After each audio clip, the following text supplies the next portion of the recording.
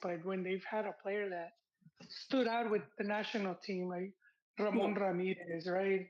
And then Right. they've had, well, they had like a couple others, but just haven't had that in a long time.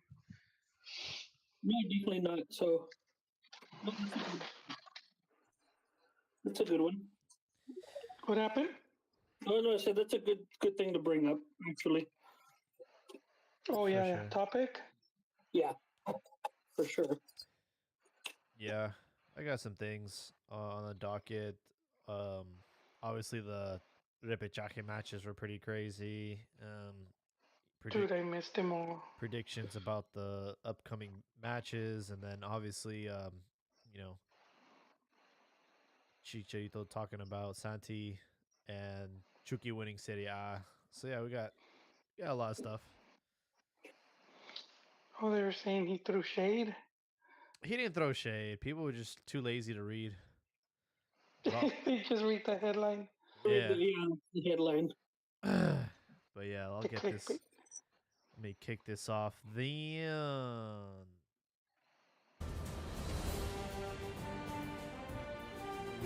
Hello, everybody. Welcome back to La Cantina MX Football Podcast. Be here or be square. We have a lot to cover tonight with now repechaje matches are over. We have 8 teams battling for some silverware and some upsets, some shocks. We're going to talk all about that. On the other end, we do have Champions League in the CONCACAF. We do have Leon versus LAFC. We'll talk about that. Chucky Lozano secures some silverware with Napoli. Historic.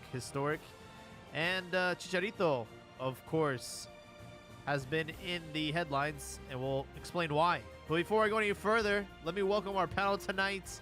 Coming in from SoCal, we have my good friend Joel. Joel, how we doing? Doing really good, Jaime. Really good. Um, I was just forgetting of the Conca Champions Cup, the real Champions Cup, Jaime. I don't blame you. It's been boring. No, are you gonna cover it? Because I haven't even checked to see if they've sent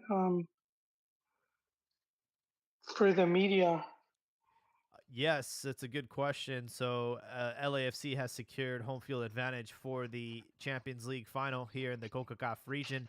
They beat Philadelphia 3-0, and they will be playing against Leon, who beat Tigres, surprisingly.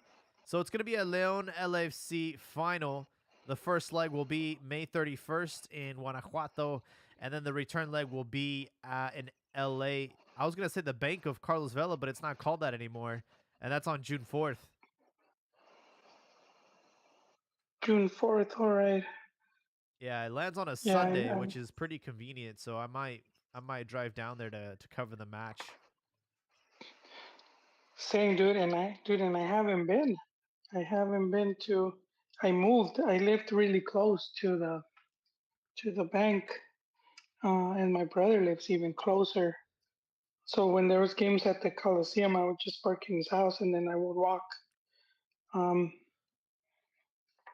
but then I moved, dude. So I Yeah. missed. I missed all that.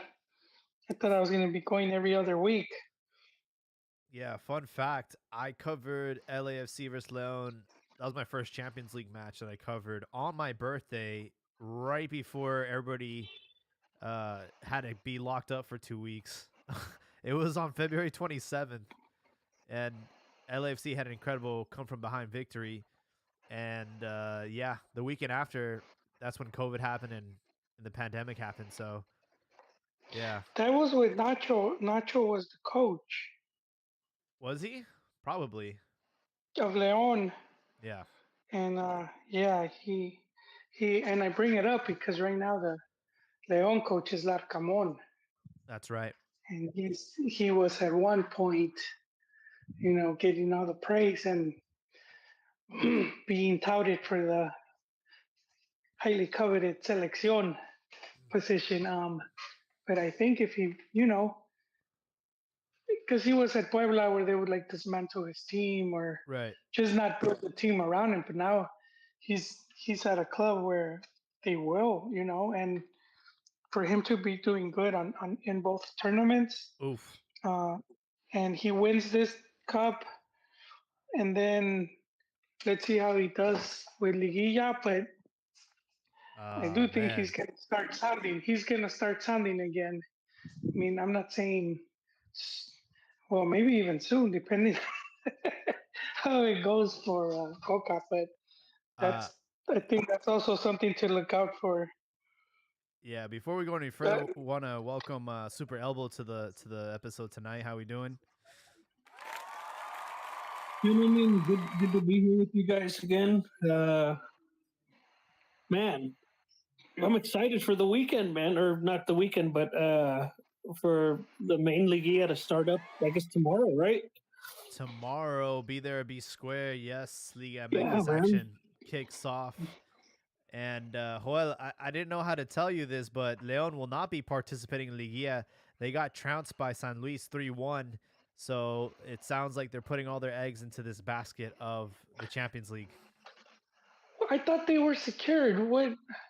No, so they finished Huh? in 6th position in the regular season. They played against San Luis, who were 12th, and they fucking lost 3-1. Wait, they were six. They played repechaje. Yes. Oh, that's the game I missed. All right, I forgot. I forgot of the whole 14 teams, all of that, dude. I'm so out of the Yeah. watching these games. It's like the All right, NBA play-in Larcamón, back, tournament, you know? back to the line with you, Larcamón. You blew it. You had one job. I don't think he would have gotten the position, but I do think his name would have started sounding again. Joel And, has I two still feel words for him. Fuera Lacramón. nah. What happened No, with just what happened with Lacamon is he thought the stripes were Chivas, but it was San Luis. So he mixed up the it was teams because he has a pretty good track record of eliminating Chivas with Puebla in With Puebla. he the did, dude, repechaje. yeah. But these stripes actually took care of business. Yeah. I guess they drew America, huh? Who did? San Luis? San Luis, yeah. Yeah, it's interesting how this all works out. So we were talking about Santos Laguna and what a disrespect it is for the league to allow the 13th seed to even have a chance to play in. And guess what? They beat Pachuca on PKs. So the 13th seed is going to face off against Rayados. Yeah, this whole, I don't know, man. This whole 13 seed thing and all that, it's trash. I mean, I guess anybody can win like in a one game playoff, but man, I just don't like the format of this thing, man. They just need to go back to the top 8 and let them hash it out, man. I would prefer top. I would settle with top 8. 6. I would say top 8, just how we used to do it. It was top 8 that went to the next round, and that's it. There was no bye week or anything. But I think they found out, hey, how do we squeeze out another weekend of wild card matches? So they extended it to 12. And this was like after COVID, right? So like the first season after the pandemic, they're like, hey, we're going to allow 5 subs. We're also going to stop the relegation. And then we're going to allow up to 12 teams to have a chance at the silverware just because we're coming back from COVID. But, we're 3 years out of this now, and it's like it's time for us to go back to the traditional top 8 teams qualify, because extending it to 13, I mean, it's ridiculous. Yeah, that was who was it that couldn't? Was it Querétaro that was suspended? Yeah. Again, that would have been the 12th seed. That's just so hot trash, man. If you're a team that ended in double digits, man, in terms of positioning, man, you should not be there. Exactly. Yeah. And Leon, they were spread pretty thin. They had that match against Tigres, and then they have the repechaje match. So I don't know. I guess they didn't have enough depth for both matches. That was the last game that had like saw the result against Tigres, and I thought, oh wow, this dude's crushing it. Uh-huh. And then I didn't pay attention. Because especially I was like, all right, six. I thought it was well, not just I forgot that the Yeah. repechaje was from the lower teams to the, what is it, the nine? Wait, no, Jaime, help me here. Which ones go straight? Just the top The top four. Yeah, four, top 4. and then 5, 6 all repechaje. Yeah, so I was like, Yeah, 5 through 12. ah, Yep. dude, just give me six. We don't need 8. 6, the top 6. But 6 So you wanna doesn't give 6 me- doesn't you work wanna out give though. the top- If you want top 4, then if you want extreme, So you want to Might give the get to top it. two teams a bye week and the other. Oh, I Or- see. So top That's what I think Jorge wants to do. Yeah. Oh, so top 2 go straight to semis is what you're saying? Joel, is yeah, that what- just quadrangular, man. Just 4 teams, and just cuatro. Oh, I the, see. the best 4 go at it, dude. We don't Oh, need. I see.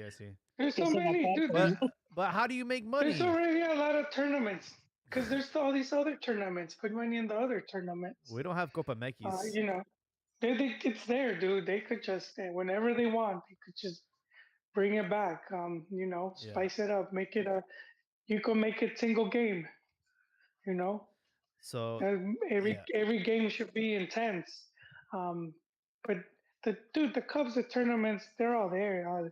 They can and with Copa MX, one thing that I saw was the fans were celebrating these wins when their teams would win it. They would come out and celebrate and it meant something for a long time. yeah.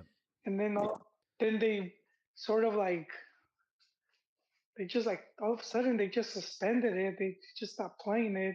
Then they brought it back, and it was becoming somewhat of a hit. Like Yeah. you would hear like the talking point was like, oh, like Chivas winning the doblete, and then that's sort of a thing now. Like, oh, you don't just win the league, but you win the league and the cup. And There was kinda so many like- positives.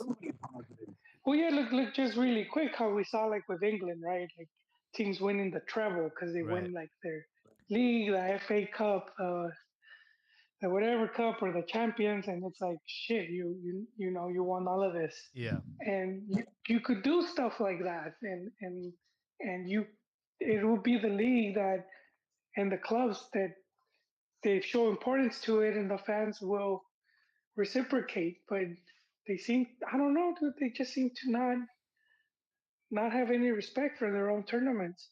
Like even the other tournaments they had, right? Like they had a Supercopa and Copa de Campeones or something. They were one off. Yeah, I don't even know they're still playing those. I mean, they don't seem to care. Yeah, we have, just to give you guys an idea, the U.S. Open Cup, right? So that's like the MLS's similar tournament to Copa Mekis that allows the second division, the USL League, to participate. And as of right now, LAFC just got tied against Monterey Bay, who's a team in Monterey. And yeah, so it's sounds semi-pro. Just the fact that you can have a professional team come to your city is pretty cool, Like yeah, that's Yeah. with the England has the one. I forget the name, but there was right. There's even like third, fourth division teams competing, yep. and you saw what's it, the MK Ultras or something? MK The MK Dons. They beat Man U, or who they or they were close to beating them.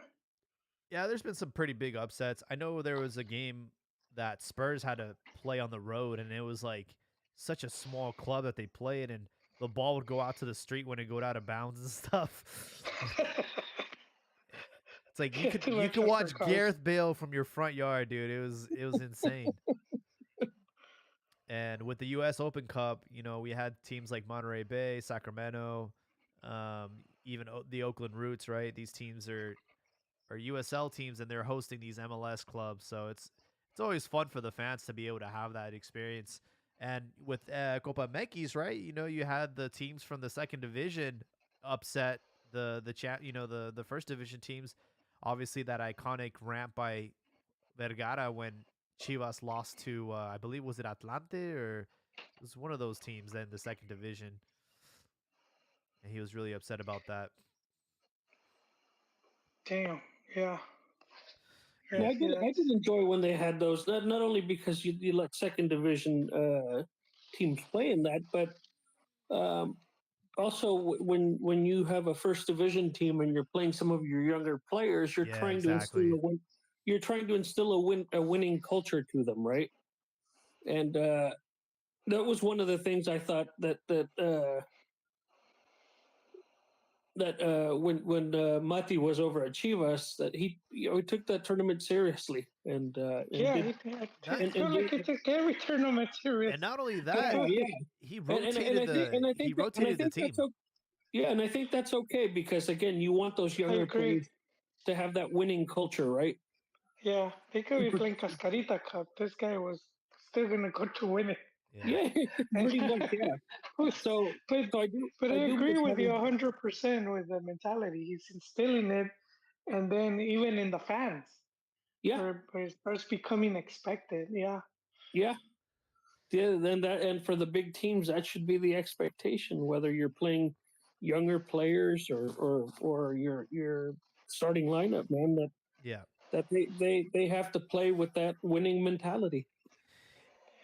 Yeah, and I really liked Copa Mekis. That was the first time I knew who Huacho Jimenez was because he was their starter for that tournament, and you got to see a lot of rotation, a lot of youngsters get minutes, and now you don't have the pressure of putting them in a league game and risking 3 points. You have this platform to give them minutes and to see the rest of the team. So I hope that Copa Mekis returns just because Or at it's least some version of it, right? Like, yeah. just to again, give the fans a chance to those who might not be able to afford the regular league tickets. Maybe these are less expensive. They get a Yeah, chance to for go sure. see a ball game. We get to also get a little more familiar with some of the younger players on the teams, right? So Right. everybody wins, and I'm Yeah. sure the televisoras will pay to televise these, so everybody's happy. I think you hit the nail right there. That might be why it's off right now with all these. It's not so much televisoras; it's all these streaming services, Yeah. and people would not pay to watch. You know, Yeah, like they would watch it in open air, but you're not adding a seventh streaming service to your rotation just because you want to catch Copa MX action. So I do think that's probably what hurts the league as well, not having uh, like a unified TV deal or right. Well, I this I is something Ron brought up the other day, right? Where he talked about the streaming wars. That's going to become yeah. sort of the next thing. I heard a rumor that VIX is not going as planned and they might just cancel it, Yeah, and Where did VIX come from? It used to be Prende TV. It was free during the Euros. I remember because I had to download the app to watch some of the Euro matches, Okay. and then they rebranded as VIX Plus, and but they're owned by Televisa, though, they're owned right? by Televisa Univision. Yeah, So But were that's they why. owned from the beginning, or did they buy them? it was always Univision. Yeah, it was just like Oh, it was. I honestly thought it was like sort of like an experiment. They saw that, you had like Paramount Plus and all these other like Peacock and stuff. And they were like, well, if we offered a premium version of like TUDN or Univision, would people pay for it, And I think that's why they started out with just using it as a freebie. It was free for a long time. And then they decided to sort of paywall some of these Liga MX matches and Champions League matches. And that's when they started to charge people. And T-Mobile, if you're a customer, you get to try it out for a year. So I have it currently, and I really don't use it as much as I thought I would. And I think it's just been a big failure for Televisa. Yeah, I mean, And what wasn't TUDN? It was supposed to be the premium service for them. Yeah, I mean that's where you were able to catch some of these Champions League matches, Right. and they also have the Argentinian league and I think the Brazilian league. Like they have a bunch of leagues too. It's not just like Liga MX. Like the Dutch league, I thought they had on there or something like that. Or I don't know if they have the Dutch league. It used to It was always be like- on ESPN Plus, but right. I can't remember which one it was, but yeah, yeah, no, I thought so. TUDN was supposed to be the premium service, and then how long's TUDN been around? 7 years, maybe. I don't remember. And then suddenly, now they want to do this other thing. It just doesn't make any sense. Of course, it's going to fail, man. When you're not taking the time to let that thing, It's Yeah. really bad, honestly. Like one of the worst experiences I've had with VIX is like the game's on, right? Like I came home and I was trying to watch the game and I had to go through two unskippable ads. Both were 30 seconds long before I could. And I was like, I thought I was on the wrong page or something. I'm like, wait, no, this is a live match. Like there should be no ads right now. I thought it was like a commercial, right? And like, no, it's like I had to watch those two unskippable ads. It was, and you're paying for it, dude. It's like this is such bullshit, man. I hate this app. It's such a bad experience. what were the commercials for, Jaime? I don't even know, dude. All I know is I was trying to watch Chivas, and yeah, you don't see that happen Some on of the Peacock. shitty original programming. Yeah. So it was part of the whole streaming wars, right? When everybody tried coming out with their own services. Shit, DC Comics came out with their own service, which Oh, really? failed and got folded into HBO Max. Oh, okay. Everybody and their mother was trying to come out with a streaming service, and yes, they would know what is supposed to be a Wait, premium. DC Comics? Yeah, That- You mean Warner Media? Yep. DC Comics came out with their whole DC universe, which is where Titans first premiered their first season. Then when that But DC is owned by Warner Media, so it's, it is owned by Warner Media, but that was when everybody was trying to do their own thing, right? The streaming wars. Everybody was trying to do different things, even though you were part of this conglomerate. They were still trying to get their own market share. So that's where VIX kind of came into the play. It was like, well, shit, why? Let's not be greedy, right? Let's be greedy. So they tried putting their hat in there, and just like you guys said, it started out free and things like that. But it seems like a redundant service. Yeah. All right, I'm one of those people who has most services, tries most things, tries to see what it is. Same. And what I have right now is Paramount Plus, and just like you said, VIX Plus brags about how they have the champions, they have the Italian, they have X, Y, and Z, right? Even Combate America, right? On VIX Plus and TUDN. Well, guess what? Paramount Plus has all of that, right? Yeah. They advertise it in English, and you can do the native Italian. broadcast, and you either get it in Italian or you can get it in Spanish. Like I myself watch the Argentinian league through Paramount Plus, and I rock it in Spanish, in Argentinian Spanish with the commentators. Porque llegaste en un barco, eh? Pues porque me gusta el fútbol. what, do you follow a certain team or just whoever's playing? Kind of whoever's playing, man. Honestly, I'm not dick riding anybody. I like El Globo. I like Boca. I like River. Like I try to figure out who's Man, who's I used going to- into it well. I watched it a lot way back when Fox Sports first started. It was Fox Sports America, and the Mhm. majority of their programming was off from TYC, Torneos y Competencias. So it was like 60-70% like Argentine programming. And yeah, they would show all of those. They would show a lot of league games. And they had this pretty good show called Minuto Cero, which was like the pregame. That was pretty cool Mhm. too. That's a long ass time ago. I used to watch growing up. I used to watch a lot of Copa Libertadores, and like right from the beginning, from like Yeah. the Oh yeah, too. free With the stages, Mexican, from well, once beginning the to the Mexican, end. I Even have once they were seen some gone. games. I saw some games here and there back when Telemundo used to have they used to do a match of the week Mm-hmm. because Telemundo didn't have any Liga MX rights. They ended up getting Celaya, so they would show Celaya games, but only the home And they games. had It was every other. the national team, I think, Man, too. Telemundo always has the shit teams, bro. Yeah. I don't They got remember. Chivas I and I think when they Celaya and got the, everybody else.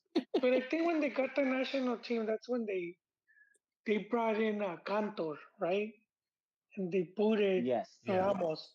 But so I'm going before that, and Oh wow. they they didn't have like they had Jorge Ramos and They some had Jorge Colombian guy, Ramos like on Telemundo? Mayorga.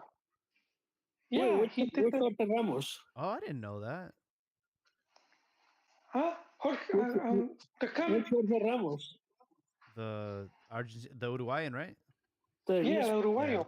Oh, I always thought he was on Yeah, Fox. So he was on Telemundo before Fox? yeah, Oh, I didn't know yeah. that. Him and Mayorga. There was a Colombian guy. Ricardo Mayorga? Yeah, Yeah. and they were the duo. And but I'm telling you, Telemundo was like low budget. They Yeah. didn't have like games. They would show. They were like all like older games. But they did end up getting Celaya, but that was like every other week. But Mhm. then they would do like a match of the week, which they would just have a game from anywhere, and they would have like some Libertadores games, and Oh. that was always fun to watch. So that was what, like 98 or so when they started? Hey, you're going way, yeah, we're going old school right here, Codazo. Yeah, yeah. You have at that point you had Cantor and Longo, right? Cantor was No, Longo Univision. passed.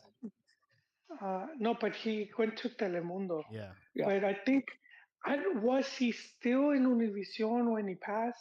And I remember watching it, and he announced it, dude, and it's hard to watch. Yeah. He's just crying. So I don't remember that. You're going too far Norberto back now. Longo, he was at Telemundo when he passed. Oh, he did go. Okay, well, yeah, 'Cause they had. he would also do a boxing show with Oh, see, I didn't know that. with Jesse Losada. I think they had like I the old remember Jesse Lozano. Losada. Losada. Yeah, they used to do they would replay boxing matches from USA's Tuesday Night Fights. Mm. I remember that Longo and Cantor had a pretty like it's a pretty good informative show on Univision. But then this Fiore guy came in. Oh God. Remember he had Lente Loco with Odalis, and Oh, then yeah. he did the other one with Sofia. God Oh, damn, who Lente did Loco that? was the shit. Which one was the one with Sofia? Was Oh, it was it Lente was a Loco. travel show, huh? It was Lente Loco, I believe. Like No, it she was was that piece called of something candy that was else. right next to him. No, it was like a travel show, and I think that the loco was kind of like funny videos or some bullshit like that. Yeah, Lente Loco was Incognito back in the day. Man, y'all Oh going down wow, y'all don't nostalgia know what lane. Incognito is? No, I don't. I missed Incognito, man. Oh But wow. but it did have a Sophia in her prime, dude, and they always found a way to have her in a bikini, man. And so, but this Fiore dude, man, they give him the República sports Deportiva. thing. Yeah. Yeah, and then they all of a sudden it was like It was so it's- bad. I hated that guy. so they booted those other dudes, right? It was And it's I wanted to trippy. they put kicked him in him a headlock to and shave his they mustache, man. they kicked him to I think Fox. Yeah, And they and then FS1. everybody would complain about him because he was calling it in English now, and like nobody liked him. We're just trying to. Now though, Oh, you man. can get him to do a shout out for like $10 or some shit on Cameo or some bullshit. Oh I'll damn! look that up right now, man.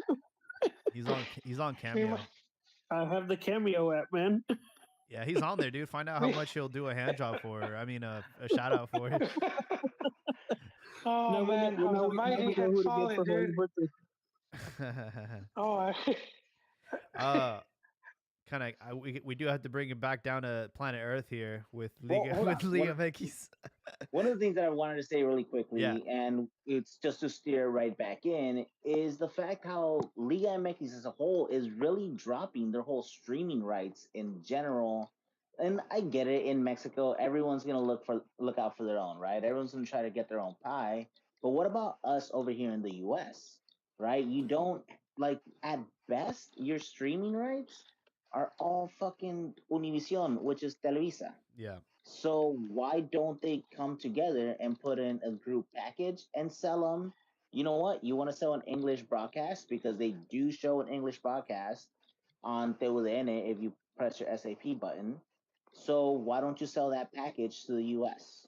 I Right? think, Just but if I feel something like that might happen, but it won't happen until after the World Cup, and then that's when they're gonna have to renegotiate, because I believe that's when Televisa's deal runs out, and so I think we might see something might cook up You there. need But a guy like Felix Gallardo to round up all the mobs together and like agree make them agree to this, because right now it's every man for themselves.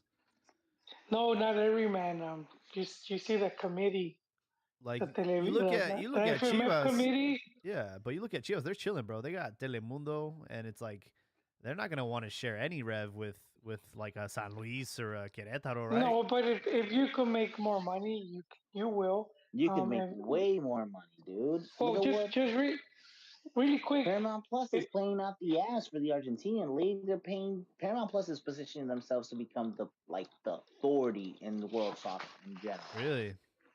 Yeah. wait, Yeah, they're wait, snatching up just everything. just quick. It was Fuera de Serie. That was the Oh, Sofia Vergara, That's it. the travel show. I'm gonna have to do some research. You probably find some on YouTube. What was it called? Fuera de Serie. Oh, okay. I'll check it out. And they would just travel to places and just do like touristy shit. And That's cool. but we all just watched. We were just waiting for Sophia Oh yeah, to man. slip into something comfortable. Just type in fuera de serie and go to images, and yeah, you'll have Oh, some. It's quite a find. Um, yeah, I actually, Diaz, wanted to know how you felt about bringing it back to repechaje. That match, the Santos Pachuca match. I mean, Pachuca were on the brink of winning, and I mean they scored in the 92nd minute. Then you had Santos tie it up again, and then they go to PKs, and they just they fucked up. And yeah, Santos, the 13th seed, man. Should they like? Why are they even participating, man? The 13th seed, they have a chance to knock out Monterrey. Like the fact that it's even possible is insane. All right, so first off, I'm gonna start off with saying fuck Monterrey. All right, fuck that Regio money, and that one kind of hurts a little bit. All right, but the big thing is it's money, bro. That's the big thing. Everyone's gonna be in for it. Now, I do state that it's some bullshit. I do not think that they belong here. If you did that badly, you have no place to play. Um, it's a shame when anybody asks, like in the U.S., like, hey, how do you guys win? It's like, the 13th might have a chance. Like it's kind of a shit way to do our league. And the worst thing is that we're trying to become a closed league, aka there's no ascenso, there's no repechaje, there's no descenso, there's none of that, right? So therefore, what are our players really playing towards? What is it that they're striving for? If to anything, win we're just, to win the league. but not really, because you can win the league if you get hot, right? You don't even have to be an extraordinary team. You just have to make it through. Porque shit, there we go. There's a Yeah. chance that the number one seed gets knocked out. There's no incentive to be consistent in the league. There isn't.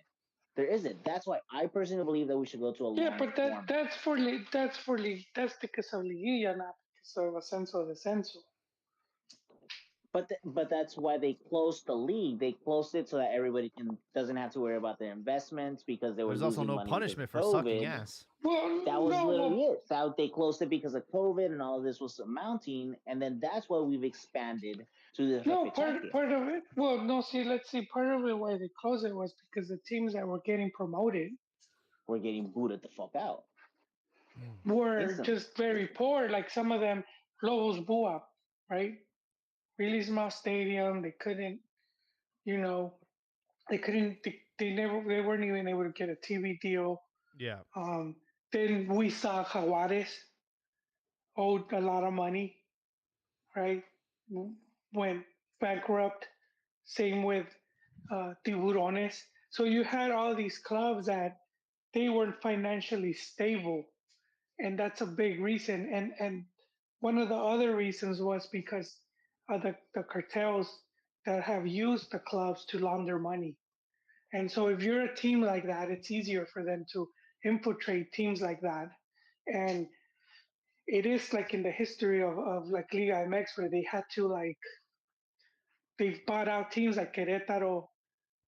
They bought out like the owners who were like tied to that. Like so they bought out like the franchises and so It you've seems had like that they happening need with to the have league. a system to like the team that gets promoted, maybe give them a little bit more money and I don't know. Well, they tried doing that, but ultimately you, I mean that's what like a big thing in the corruption with the player So hey guys, transfers. let's And look at the different leagues around the world. Who does this very well? I don't know. England. Spain, England, the ones who Germany. have overall packaged advertising Yeah. deals and televised deals so that they can spread the wealth around. But as in Mexico, the wealthy stay on top. They're not going to spread that money. And I understand it for Mexico, but what about the American audience, right? Why does El Tri play here all the time? Por los dólares, right? Those greenbacks boys. So therefore, why don't you use the American money? Why can't you separate a streaming package in the US that then benefits your lower leagues and Yeah. your teams that just ascended? Yeah. And who the hell is vetting the damn owners, man? Were they just letting just any random fool come in and say, I have this amount of money, I'll buy this team, and then they well, later on no, say, you could just be connected, you know. Yeah. So Everyone's well like you, connected. so someone could be like the dude that owned Monterrey. His name was Jorge like Lancambeo. I can't pronounce his name right. Jorge Lancam, his last name, but he worked for a bank. I forgot the name of the bank, and he was laundering money for I think the Juarez cartel, one of the cartels. He was laundering money, and I mean, if you're gonna bet this guy, he was like a legit businessman, and he's the dude that owned Ava Sports. Oh. He's the guy that, oh, yeah, the 98 jersey. That's all him, dude. and and so this dude eventually, because of the bank, because of the I forgot it was like some American bank too. That I think an American bank in Mex, but he eventually that's how he eventually got caught out and then booted. But I mean, so it's owners sometimes like that. Like the owner could be legit, but he just his business associate in the background behind the curtain, and that's what makes it difficult the, for the league. the business partners Al Mayo, right?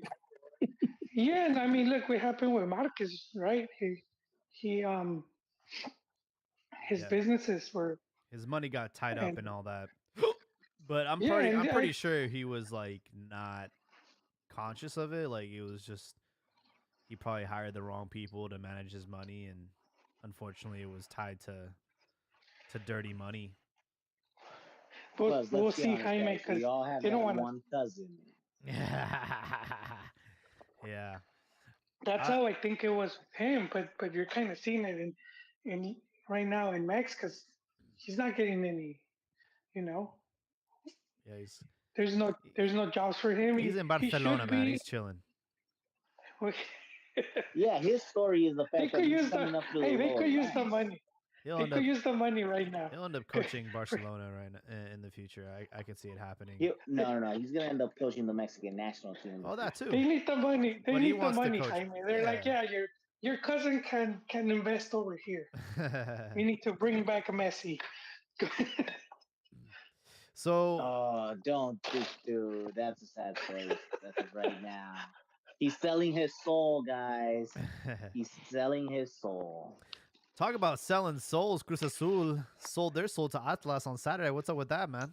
You know what? You know what, dude? That's the only reason I'm on here, right? I talk spicy and I say that Roger que Quiñones me la pelaba. You know what? I still stand by it porque no metió gol. So me la sigue pelando. Other than that, dude, Took you 1 know minute what? for them to score, dog. I know. I know. You know what's the worst part? I was traveling, so I didn't even get to see shit. I missed all the matches. So I'm just here because I spoke very spicy and I still stand behind it. Yeah. And I mean, the trend this weekend was the lower seeds upset the higher seeds.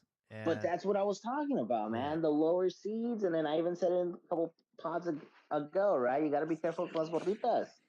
They come from behind y te meten el dedo, and you don't even know it. So let's see what happens with Monterrey. Let's see what happens with Chivas. One of the top is gonna fall. Alright. Can I say something before you guys talk about the yeah, playoffs? go for it, man. Thanks for hopping Okay. on. Yep. Let's call it. Have you guys ever read the book Soccernomics? I heard of it, Heard but of it. yeah. Yep. And did you know that like literally like no teams make money? Like Oh yeah, there's teams yeah, not making money. You know what I'm saying? yeah. They're Yep. So like this whole concept about the system of owning a sports franchise to make money only works in a monopolistic system Yeah. in like Major League Baseball or the NFL, where you have a monopoly essentially of player talent. And throughout the world, the vast majority of sports franchises, like even like look at Wexen, you know, they're talking about how great it is. There's real concern that that Canadian owner will eventually lose money Yeah. in the aspect of it. See, my biggest problem with Mexican soccer, in my opinion, is the lack of globalization of the Yeah. player pool. People always say it's not the ratio of foreigners that's a problem; it's the quality of foreigners. One of the biggest we rely too much on South American talent Yeah. to improve our league. But if I remember growing up as a kid, I remember growing up and watching EPL soccer or Liga MX, and we had a high percentage of quality Latin American players coming into the league. But it is dramatically different now. Alex Ferguson, for example, didn't really highly recruit Latin American players as compared that to now. Yeah. The EPL teams that sucked didn't really recruit South American talent, but they're all recruiting South American talent. The Chaco Jimenez's of the world aren't going to play in Liga MX for a decade. You know what I'm saying? It's the quality of foreigners. It's the lack of globalization and the marketing aspect of Liga MX. For example, I blame Televisa for all of this stuff because Televisa and Univision have a partnership. Yeah. Univision is a partnership with ESPN. ESPN Deportes plays Liga MX games, and guess what? I can't watch highlights of Liga MX games that were broadcasted on ESPN Deportes in America. When I look at the game, when I go to the app to look for the game, see, this is the biggest problem. This is the Yeah. biggest problem with Mexican What soccer. are you guys like? Be yourself or something? I It's can't even like. it's Joel. Oh wait, what happened? We can hear everything That you're is- doing, Okay, my dog. bad. Okay, I'm sorry. I opened the case. I'm sorry. Go ahead. Yep. this is the biggest problem with Mexican soccer. It's the lack of globalization. It's not the percentage of foreigners. It's the quality of foreigners that we're solely attracted now. And not only this, we're marketing it completely wrong. And what I don't understand is that the amount of money, high money investors are media conglomerates, and yet they're lagging so far behind on globalizing the quality and producing this product to a global audience. That's one of the biggest problems with Liga MX. Now, people like Javier Aguirre coached the Japan national team. Yeah. Didn't How last many long. of sport? Yeah, you're right. But how many sporting directors? Do you not see German soccer? Do you not see continental Europe? It's exploding with Asian players. Celtic won a championship with they got like 6 Asian players. And then I don't know. I grew up here in the United States, so I don't know where you guys grew up. But I remember watching Fox World Sports. Yep. / Fox Soccer Channel. They had an hour-long program it was essentially República Deportiva, but for Asian, and it was in English and highlighted J League. I remember that. K League. And all Champions League Asian football in English on television. I can't get a Club America highlights in English on my ESPN app. Yeah. And yet Hey, they're but owned let's by be fair Televisa. though. Like, one, do they still do that? And two, like, what impact did Yes, that have they in the still U.S.? do that. But like, what impact has it had in the U.S.? Like, you don't see like people in the U.S. freaking out about like the Japanese league, the Asian league, or anything like that. Anytime you ever And hear yet about the our Asian club leagues, teams, it's about our club teams are losing to our club teams are losing to Asian football club teams in but the that's what the Champions game's League. being played out there. Yeah, but You know, so you think of that? So where's the money then to bring the games to Mexico City then? well, They're not they're forking out the thinking money. of that's why they were doing the club's World Cup, and I bet you're gonna see different results at that point. Okay. So when's the last? Let me do my best Wenger impersonation. Well, you know where he was coaching before he coached. This is arguably one of the greatest coaches of Premier League history. Where was he coaching before he coached Arsenal? Wenger? Yeah. He was coaching in Asia. Oh. You understand? It's the globalization. What I'm talking about is globalizing this league, producing the product. Hey, I thought that coach was coaching Malaysia, 5-time champ. Yeah. See? But we need more of this. The fact of the matter is that Televisa has handicapped, and not only have they handicapped us in English, dramatically handicapped us in English, but they've handicapped us also in Spanish. Televisa, if I'm not mistaken, has they're like Sky Europe. Like when I was in Germany, I saw Sky Germany programming because I know people from Honduras, El Salvador, Guatemala, Chile, Peru, and that are my age, because I'm 40 years old, and I asked them like, did you guys watch Chavo el Ocho and Chapulín de Colorado as a kid? And they said yes. And they asked me like, how do you know those programs? Because my Spanish is really bad. But they say, how do you know this program? Because when I was a kid, I used to watch these programs. It's just I'm burro, you know what I'm saying, and I couldn't comprehend it. Yeah. Yep. but it was funny. When people falling down, it doesn't matter if it's in English or in Yeah, Spanish. you understand They're it. falling Yeah. right. And see, this is the biggest problem with Mexican soccer: the lack of globalization. It's just not Uh, accessible to people that want to know more about it. Yeah. Right, exactly. And English is the global language. I don't care what anybody. I know here in the United States, there's this big thing. Spanish.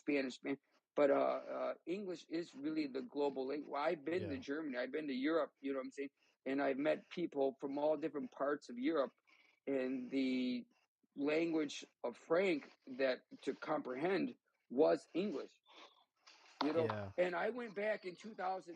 And the thing for me is, I went back in 2008, and I was in Frankfurt, I was in Cologne, and these parts of Germany were much more accepting of the Mexican player, because Stuttgart, you do realize what Stuttgart did was amazing. Yeah. When they won that league title in Germany, they're the last team outside of Dortmund or Bayern Munich to win a championship, and they had 2 Mexican players Yeah. to do that. That was pretty crazy. Yeah, Yep. I told these guys like 2 weeks ago. Yep. And see, but the thing for me is, we don't have where I listen to Sirius satellite radio on FC. Yeah. We don't have a weekly show. How the hell do we not have a weekly show in English? How the hell? Yeah. I would say this is my whole like theory about all this is I think they believe that there's not a large enough audience in English to It doesn't matter. for It it to doesn't be matter. Put in the content out there. Well, I think that's what they think. They think it's not large enough to even bother investing into this, right? Which is such a short-sighted way of looking at business. Right, exactly. And I also think 100%. that maybe Wait, who's they though? whoever runs this The bitch, owners. I don't know, but It's the owners. the It's the other thing owners. is No, no, too. Here, let me finish real quick. The other thing too is like I don't think they realize how much money they're leaving out on the table, and that's one thing that's a universal language, money, right? And I think Mexico will always do things because of money. That's why they have so many friendlies out here. Guess what? It's never gonna make money. So, that's what it is. I think that the League's Cup this summer is going to give a strong indicator about how many people in United States care about Liga MX and MLS, right? And from there, Right. I think what if the numbers support what we've been asking is like, hey, we'll make this stuff more of a priority. I think if they make a larger amount of money this summer, I think they'll be like, all right, let's make an effort to do this and Long game, Jaime. What Long are game, the- Jaime. What are Not the this summer. returns? What are the revenue returns on PSG? what are the what? That ownership's lose. What is the revenue returns on I don't know. PSG? They blow They're, money. they're like- losing money. yeah. Right. No, but I See? think what you got to That's what focus I'm trying with to tell you. Liga MX is that Carlos Slim slipped out of the game because he knew you're not going to make money. This is one of the richest men in the world, and he left Liga MX because he knows he's never going to turn a profit on any of these teams. It doesn't matter who he buys. It's an expensive Actually, game that rich that's people a play. completely But different it- one. Yeah, Carlos it's Slim a left hobby. because of the way they but operate it's internally. the open market. It is the open market that you see. The problem is Liga MX just they don't want an open market because the owners want to make money, but they're never going to make money. You guys need to read that book. Yeah. And not only that, it's called Money in Soccer as well. There's 2 really good books that I recommend every soccer fan to read, because guess what? What happens in a closed system is you have teams go defunct.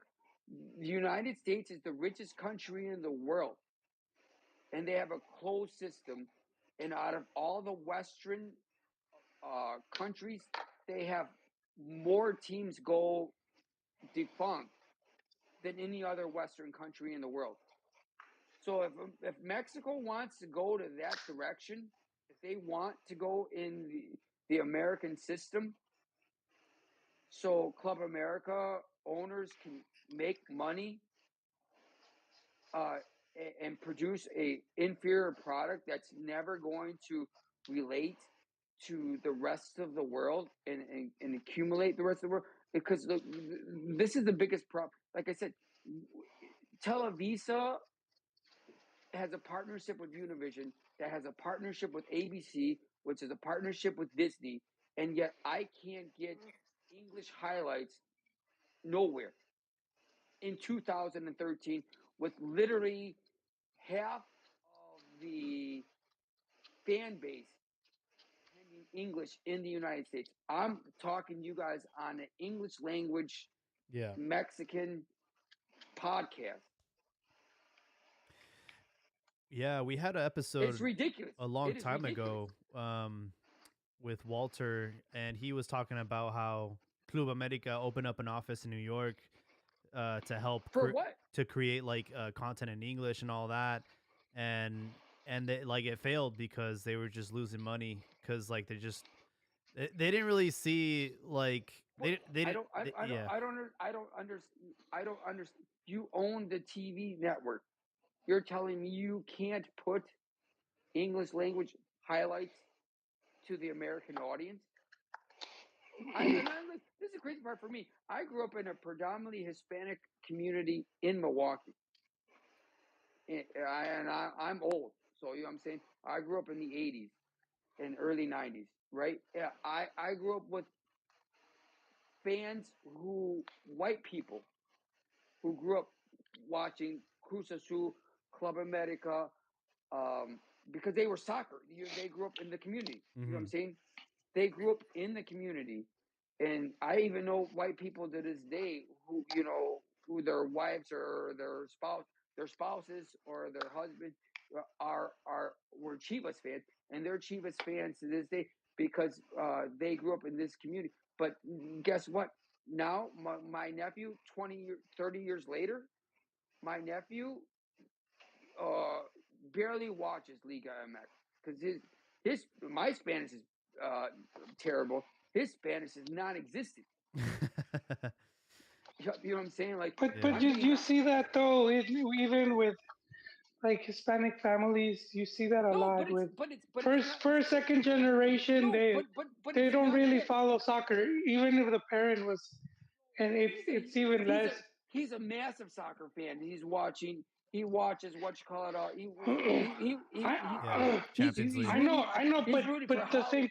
He's rooting for Holland, and I got a Hugo Sanchez jersey. Yeah, but the main difference from when you grew up is that now there's like all these choices.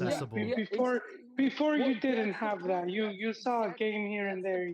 That's the point I'm making. Yeah. The fact that's the point I'm making. Exactly. Yeah, but Liga MX not going to be able to compete with the top three in Champions League. People want to see him. People want to see Mbappe. The amount of money over there is just a massive. Look, I understand what you're saying. I'm trying to comprehend. I'm trying to get him to watch Liga MX games in a language he comprehends. Yeah.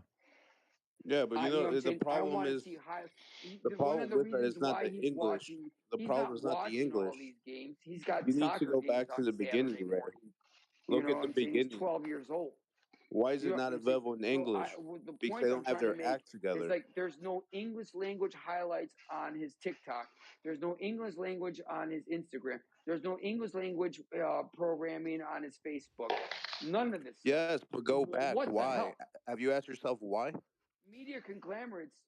No, they don't even have that in Spanish. Like I said, they don't have it in Spanish. My friends who are South American, they watch Chavo el Ocho, Chapulín Colorado. I asked them, so how much Liga MX have you watched growing up as a kid? They're like, none. Yeah, but that show was like a cultural phenomenon, and you go back to when it started. There wasn't like that much programming. It needs to be on. That's the point, Scott. You see. I know, but I'm just saying the comparison is not a good one. When you're comparing something. I completely disagree. Comparing Chavo to Liga MX. No, Chavo's like the children's programming in Latin America. They're like Brazil, 5-time champions. Just putting the product out there and available to the consumer just putting it out there. I know, but it wasn't just that it was the product. It was like a really good product. Like Mexico hasn't even been able to replicate a Chavo del Ocho. That's how good it Right. was, and that's why it was Right. such a Right. big hit. Right. So I mean, No, it was but something the really. crazy part. This is what I'm trying to. In the early '90s, we had great. In the early 2000s, we had very good quality. We had we in the 2000s we had very quality players from Latin America. We had very Salvador Cabanas. We had Jackson Martinez. Yeah, but that's We just had nostalgia, man. Stuff from the past is always gonna feel better. no. What Yeah. you're telling me that we've got a chocolate. Where's the Chaco Jimenez right now? You Where's got a the Junior Guignac. right now? Guignac is quality. Yeah, exactly. And then Quinones. yep. You got Okay, Quinones. He's you say quality yeah, too. right. You say okay. So okay, for example, right, Gignac, right? Yep. Funes Mori. Okay, I mean, right, like him or right. not, he's Yep. quality for Monterrey. Okay, that's fine. I agree, right? And then yeah, are these people watching? Are they able to watch those highlights in those languages No, but in the you're country way they too come far from? ahead of yourself, man. The reason you're too far ahead of yourself, people in Spanish can't even watch it.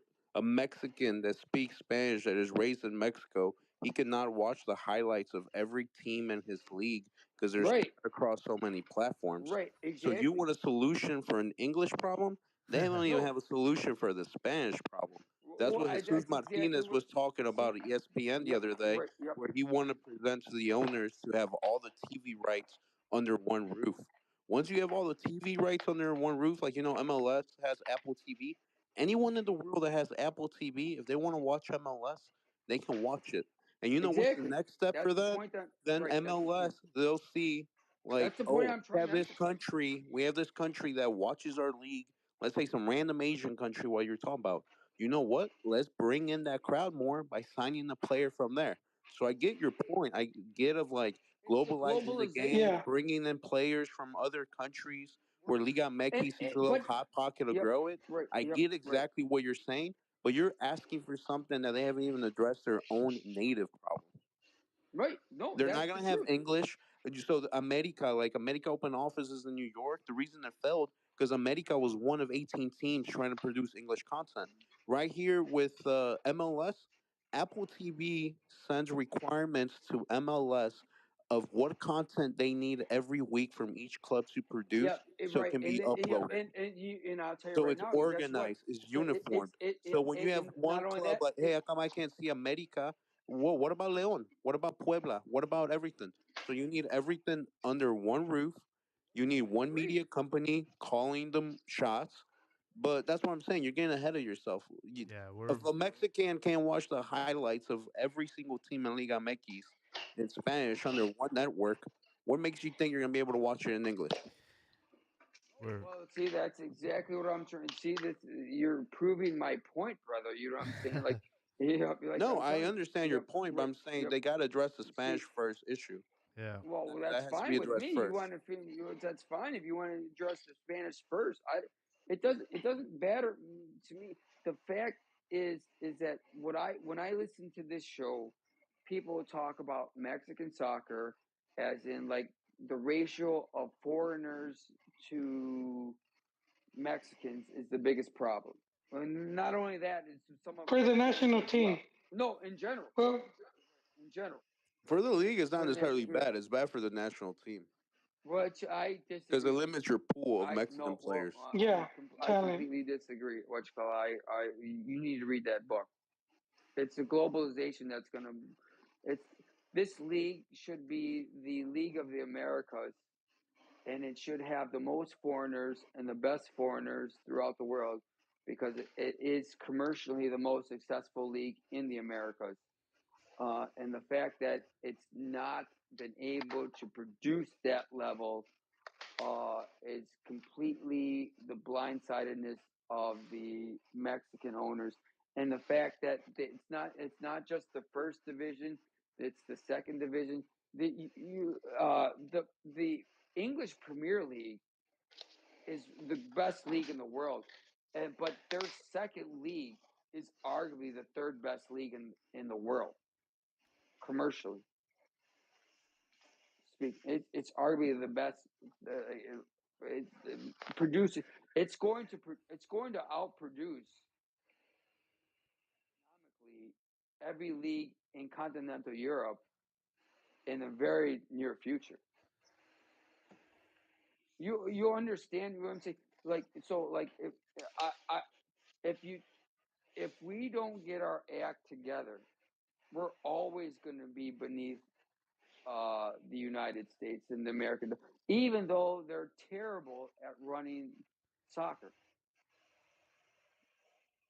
Yeah, and that's actually what Chicharito had commented the other day.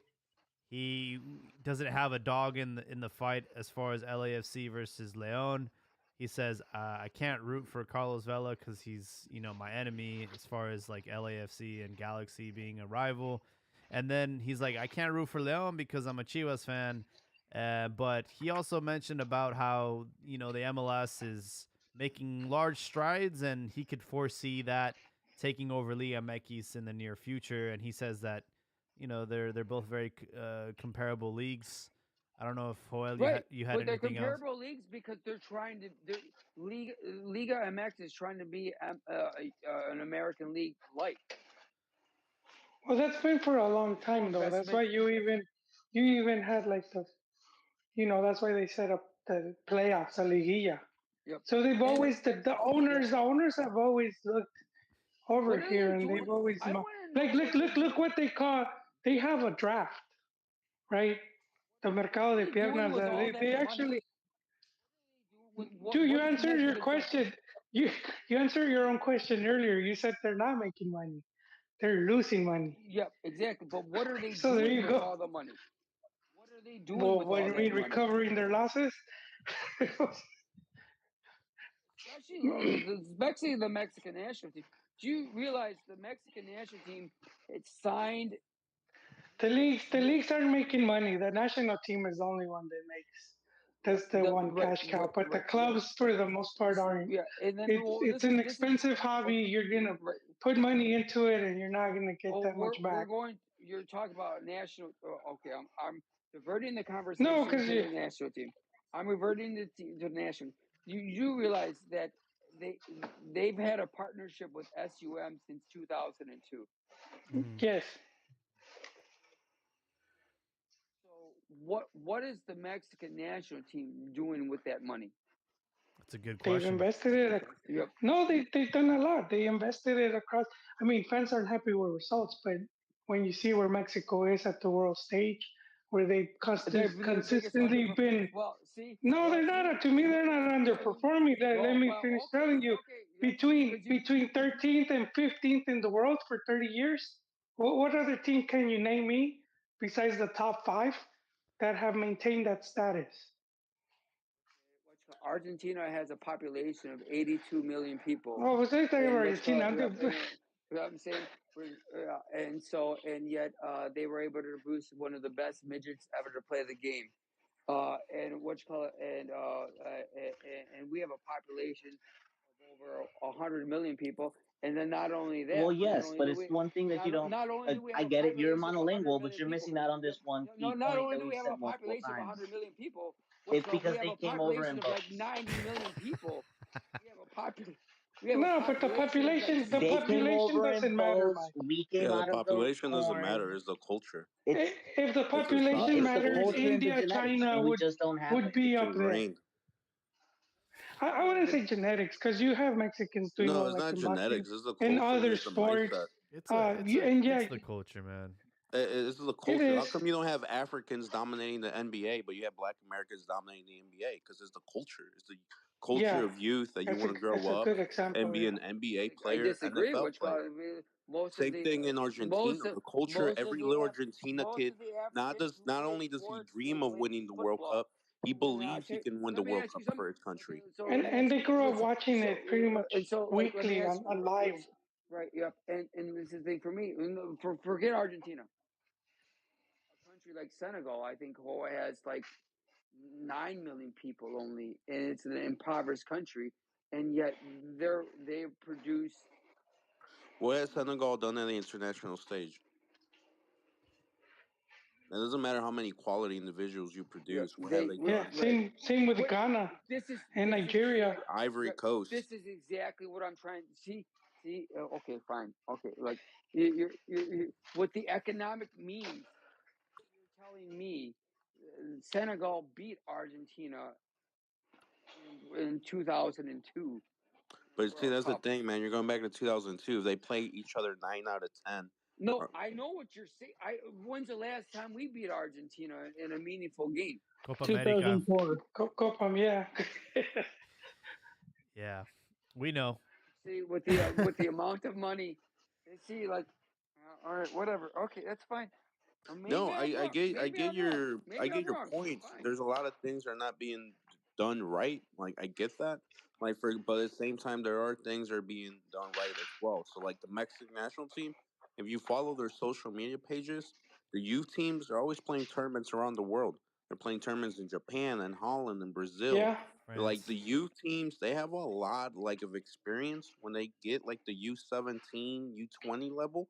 These motherfucking kids have been playing all over the world in all these youth tournaments. Yeah. Now, way where I think the Mexican national team could spend their money in a better way, why they don't have academies set up to the U.S., even at least Right. the southwest part of the U.S., Right. Right. I have no idea. Like, why don't you have academies where players know that they're being scouted to be part of the Mexican youth national teams? Like, have youth national teams bases here in the U.S. where they don't have to fly to Mexico City to try out. Right. You have your youth teams over there. You have your Right. youth teams here, and if they're good enough to be for the Mexican national youth team, then they're Right. probably good enough to play for Liga I'm MX. sure U.S. soccer Right. has prevented that from happening. I'm sure Yeah. they have, but there's probably ways around it. Right. Maybe they don't want to No. ruin that Right. relationship because they sleep in the same bed or Yeah. whatever. Right. That's But the I'm biggest curious problem. No, when anyone's ever asked that. they relied on scouts, and they have been scouting. They do scout youth since that age. No, I know But they scout if youth because if you look at the U teams, you got players from LAFC, Galaxy, yeah, like U13, U12 who play for the Mexican national team. yeah. I know they do that, but I'm wondering how come they don't have like academies or like at least bases, like at least in the Southwest. Porque no Yeah, 'cause, llegamos you en know, 'cause- barcos. All of your questions have the same answer, bro. No, with youth is tricky because you could be really good at 12, 13, Well, and then not be good at the 15. You could be good at the 15, not be good at the 17, and so on and so would forth. like to So see it's a lot of development in southern part of Mexico. In my personal opinion, Mexican soccer is dying in some of the biggest communities in Mexico with population growth. These are what some people would call Gringolandia. You know what I'm saying? But the truth is that that's where the growth is because that's where the tourism goes. And Javier Aquino comes from southern part of Mexico. Oaxaca. How come there isn't? How come there isn't 20 Javier Aquinos out of southern Mexico? And people always say to me like Mexico shouldn't play so many games in the United States, and that's fine. I have no problem with that. but But in my personal opinion, these games shouldn't go to Mexico City. These games should go to Oaxaca. These games should go to Veracruz. Hold on. These games should go You to know Chiapas. why? You You know said why there money. isn't as I know, many I Javier I Aquinos know. as you want them to be? Because you just said it yourself. You want more you international. beat me. You want more You beat people me to coming it, in. Abibas. Our own league Yeah. is supposed to be, dude, it's our home brand. It's what we're supposed to be pumping out. But yet you want Argentinos, you want Brazilians, you want everybody. You want to turn into La Yeah. Liga de las Well, Americas. just Chúpame un huevo, Because cabrón. No. We have to grow our talent domestically. No. well, And once then we'll start once importing. Yep, well, yeah, will once they ultimately opened up. once No, they once open they up the system. Look. This is the English. This is people Wait, what? for 20 years said the globalization of the Premier League is terrible, and yet arguably this is the best English national team I've ever seen in my life. They And for still 20 haven't won years, anything. and for 20, Yeah, they haven't won shit. That's true. The best they did was in '91. I No, mean, in '90. In no, '90, you're when they completely reached what, at the same ice. but it's Before it was because of the EPL. because they've run into a very dominant Spanish team that revolved their own soccer into the ticky tack. You okay? Read the book. We'll read the book, man. No, look, just really quick. Once the league expanded the limit of foreigners, it cut down the number of national foreign players by like, I think it's like 80. So if you compare the league, how many players are active in the first division teams before that rule and then after, it's about 80 players. And you're asking why there's no more Tony Aquinos? Because it's just it became easier to bring in Do foreigners. we really Well, want 20 exactly. Aquinos? That's what I want to know. Do we really want 20 Aquinos? Is one not enough? Hey, No, Aquino but- was balling, all right. Or like 20 Velas? Yeah. I Why feel like Aquino, Tony man? Vela, though. Exactly. 3 yeah, years. Exactly. Right. I'll take a what you call 20 Carlos Velas too. Why aren't we producing 20 Carlos Velas or the Santos brothers? The Santos brothers come from a lineage that is not Mexican. Yeah. Bella doesn't Half- even like half soccer. their Go get some mom. Their mom is Brazilians, Mexican. man. Bring them Yes. over. No, Hey. but their mom is Mexican. Gignac Right, is working right. on It's the dad, on the a dad. Mexican French player hybrid, so we're looking forward to that. Well, Yeah, Real quick though, I do little have to breathing polo. pass the mic around. There's other people that want to speak, but Reynoso, I appreciate you Oh, hopping thank you on. very much, guys. Yep, thank you very much. Ricardo's up. He's been patiently waiting. Welcome to the show. I know he's shaking in his boots about San Luis. I know he doesn't want that smoke. his coach is already shaking in the boots. You see what he said today? But I'll let Ricardo talk. Gentlemen, how's it going? Good, man, good. Our number one fan.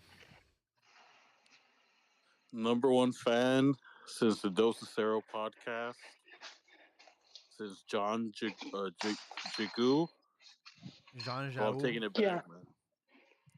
Oh, but I'm over here shaking. I'm over here in Houston. I'm shaking like a leaf, man. Atletico San Luis. Yeah. They the boogeyman? Nah, I called that last week. I told you guys Leon was going to lose that. They put all their eggs into that basket, the Champions League basket, and I don't think they'll beat LAFC. Yeah, for sure. I took that into account, but no one really cares about the conca crap unless the MLS team wins it. America's got 7 of those, and now once the media say anything when they won it, but you know the narrative that's going on. What's that? No, about Liga MX is shit and MLS is the next Premier League. That type of narrative.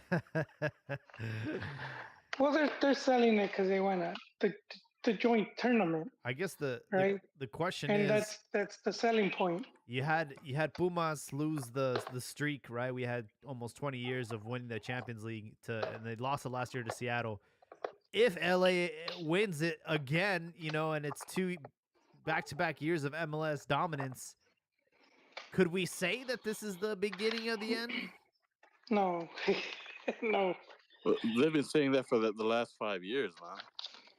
I wouldn't say the beginning of the end, but eventually something has to give, and they need to make some changes.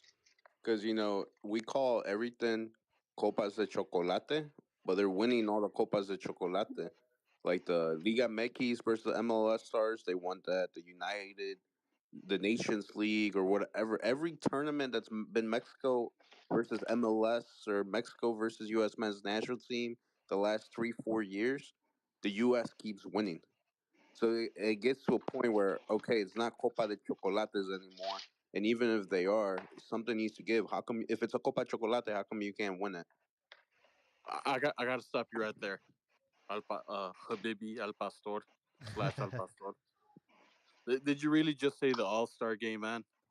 No, but that's what I'm saying. It's a Copa Chocolate. It's a friendly game. I know it's a friendly game. Liga MX All-Stars, MLS All-Stars. Like MLS All-Stars winning that, I don't care. But once you combine all the results across all the levels, and you can't even beat them in a friendly, it kind of gets Yeah, like, yo, what's going on? no more No, excuses. I get that, but it's well documented that these Mexican players and the foreigners that play in Liga MX, anytime they come to the U.S. to play, or even the national team They comes go over for here to play, shopping. it's shopping season, man. That's This is their vacation. week. It's vacation time. They buy shit they can't get in Europe, and they buy it over here. Like I wanted to share something with you guys. Aside from, because I didn't get to see a couple of the well, all of the repechaje games, because I was in Vegas, man. I Oh, had a good nice. time in Vegas. I was there for my buddy's bachelor party. He hooked us up, but during the week, I met a Canadian guy. He was there for the Golden Knights game against the Oilers, the Uh Edmonton Oilers. I don't know shit about hockey. I just know that they score goals and it looks cool when they hit each other. And I'm a Golden Knights fan from now on. Oh That's my God. that's my hockey team. I don't know shit about hockey, but that's my team from now on. Well, I was sitting down with this guy and we were talking about hockey and stuff, and he was telling me how he came from Canada to watch the game in Vegas. Man, we're in Planet Sheesh. Hollywood, and I've seen a bunch of Canadians. Well, I'm guessing they're Canadians because they had that dumb blue jersey on, and he and I had to ask, me being the Liga MX aficionado that I am. I brought up and and the current narrative and propaganda that's being put out there about how MLS is growing, they're investing so much money in Canada and everything and all that crap. hmm I asked him, I was like, so what? Like, how do you guys view like what's going on up there with regards to soccer, right? He said no one gives a shit about it, man. Complete lie, farce. This is some Joseph Goebbels type of shit that I've been talking about. Like everyone just keeps He's shitting playing on with his Liga Nazi MX. references. Yes. It's I, to that I, extent. I've heard the soccer was more popular with immigrant population in Canada. So those are like, you know, just they were getting like an influx of, because I know like a lot of Mexicans that went to work in Canada and a lot of them stayed Yeah. there. Have you seen that And TikTok of you know it from some towns in Mex. It's very common. What happened? have you seen the TikTok of the viral one in Mexico? Some Mexican works in Canada picking cherries, and he works for 6 months, and the other 6 months he flies back to Mexico. He's like I loaded believe it. apparently. They do that in Alaska with fishing. But But I will say though, you do have to give some context to your conversation, right? I mean, this is the playoffs in hockey, so you're talking to like the super dedicated Yeah. fan that was like, he flew all the way yeah, out to Vegas to watch this game. So yeah, like, he dropped a couple thousand. He but don't give a fuck about I soccer. mean, it's quite obvious that like there's two things in Canada. It's maple syrup and hockey, man. I mean, those are the two. You can put poutine as three. But when you talk about soccer in Canada, I will say it's probably growing, but hockey's still going to be the I would dominant. But he no, was a I would sports fan, say man. it's growing. I mean, you, to the point where they're hosting a World Cup. Yeah, You know, Yeah, but you're not doing that if there's no interest or if no one cares, I mean, because that takes money. That takes, you don't just host a tournament. but It Qatar takes did it, money. and they didn't have any history of soccer. No, but Qatar has Bingo. money, dude. They yeah, have but the Scrooge McDuck bank vault. They swim in gold yeah, coins, but dude. soccer's never gonna come close to hockey because like the Oilers, they have this guy named Okay, yeah, yeah, that's Connor McDavid. He's considered like the one of a generational talent. Right now, they had the NHL draft. The guy who's number one, he's 17 years old. He's Canadian. He's like their Messi. I bet he So, is. so that's how good they are, Canadians with yeah. hockey. That soccer will never even But be close to it. oh, but they don't have to be like to that point. Like like even in Mex, it's not like soccer's the only sport. So the country, biggest sport. it could have two, three. It could have 2 or 3 sports, right? Oh no, yeah, and it'll be popular. The reason it's popular is because the world's becoming so globalized. So the Yeah, people want to feel part of the rest of the world. Like, how great yeah. is it? You know, you could love your hockey, but if only U.S., Canada, and Russia are playing it, and no one else really follows it, you probably want a soccer team to feel part of the rest of the world. I feel like the schedules don't also compete with the hockey schedule, right? So I mean, right now we're like in the finishing of the season for hockey, and MLS season. I mean, just got started, so schedule conflicts are not there. So I feel like a lot of Canadians in the off season, we should probably ask them what they watch. No, but I asked this guy, Jaime. He wasn't just a hockey fan; he's a sports fan. Oh, He put it. He gave me the scoop of what's going on up there, man. They watch NFL. They Oh, they do. obviously watch hockey, what about and baseball? they watch basketball. This just goes back to my original point that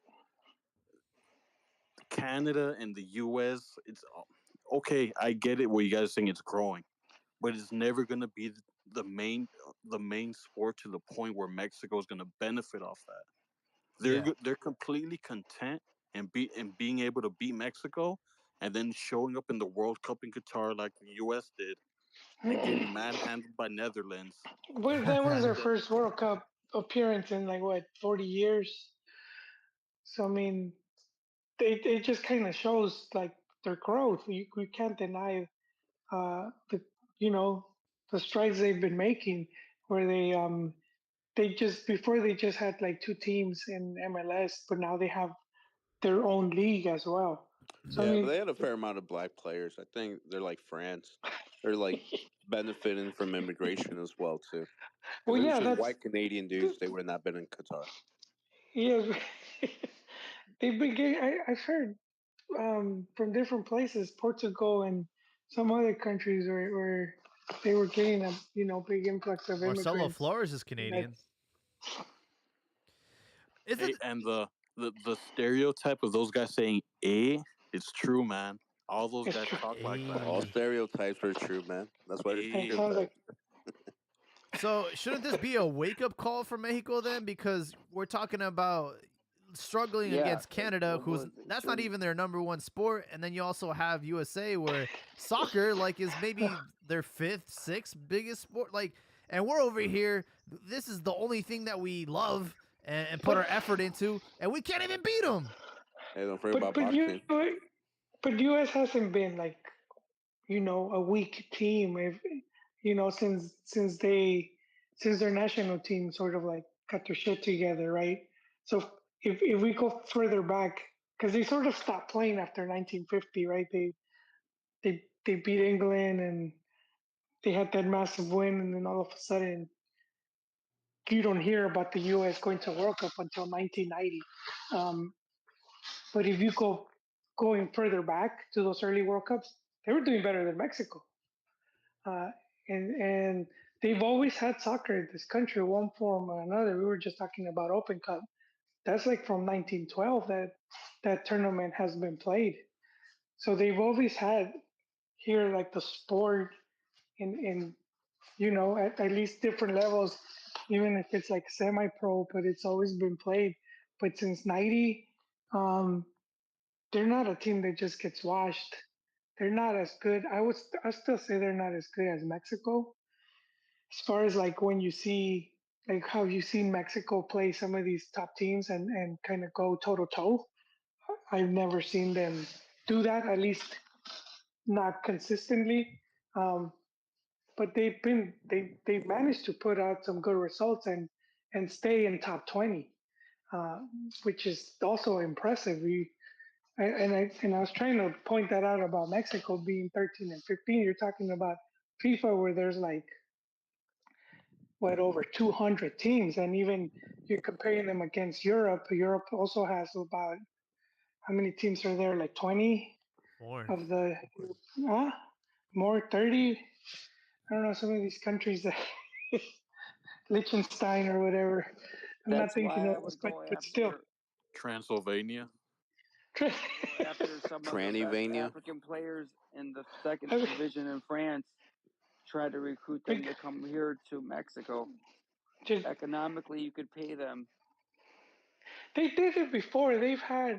Before they brought in, and back to when you were saying like late mid late 90s, they did have a few, but it- it's just it goes through promoters, so there's just not that many players, and the majority of the talent, even from over there and their promoters, it's already going to teams like France and Belgium, and most of those players will want to be in those countries rather than to come like to Mexico.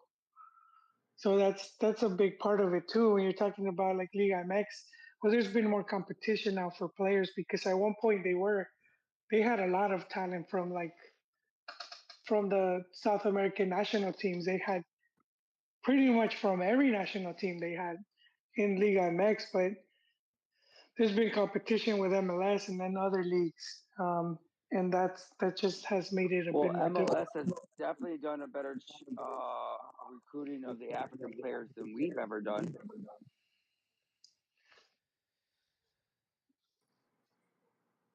Yeah, And we have I mean, we it have can, we but at the same we time, have it's the economic means to bring these players here. yeah, you might have the economic means, but you don't have like the bigger picture means. Like, okay, if like any Liga MX team brings like a Kaiser Chiefs, they're like one of the biggest teams in the African continent. They're probably the most popular team in South Africa. So okay, let's say America, Tigres, whoever, they bring their star player from Kaiser Chiefs. What are they gonna get out of it? South Africans are not gonna be able to watch Liga MX, and they're not gonna be able to buy Exactly the what I products. said. You know how there's like the MLS store, like for all the teams. There's not like the Liga MX store. So I get what you're saying, We have the but Tianguis though.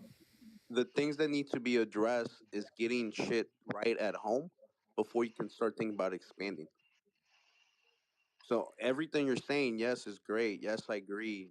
There that Have you needs to ever have read that book? solutions. Have you But if ever read this Mexicans can't even economic book? watch the league, if Mexicans can't go to LigaMXStore.com and be able to shop on the same site for all the teams, if it's not uniformed, they got bigger things to worry about than trying to attract crowds from Africa, Asia, wherever the case might be.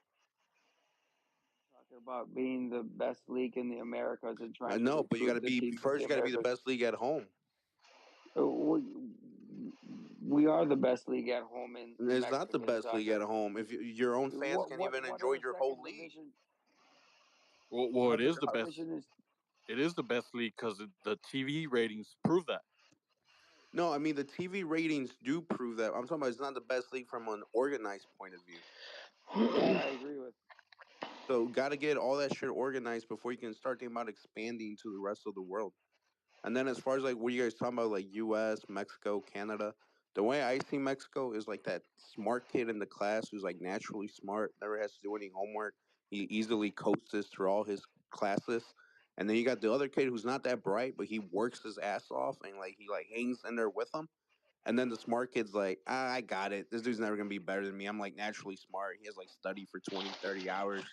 But eventually it catches up to you once you get to the high level. And the reason Mexico should have been worried about the U.S. is because just look at the Olympics. Like America always dominates in the Olympics across the board. So it should eventually hit your mind that one day they're going to get closer to you in soccer. So if soccer is one of the only things you dominate, you should have that down to a perfection.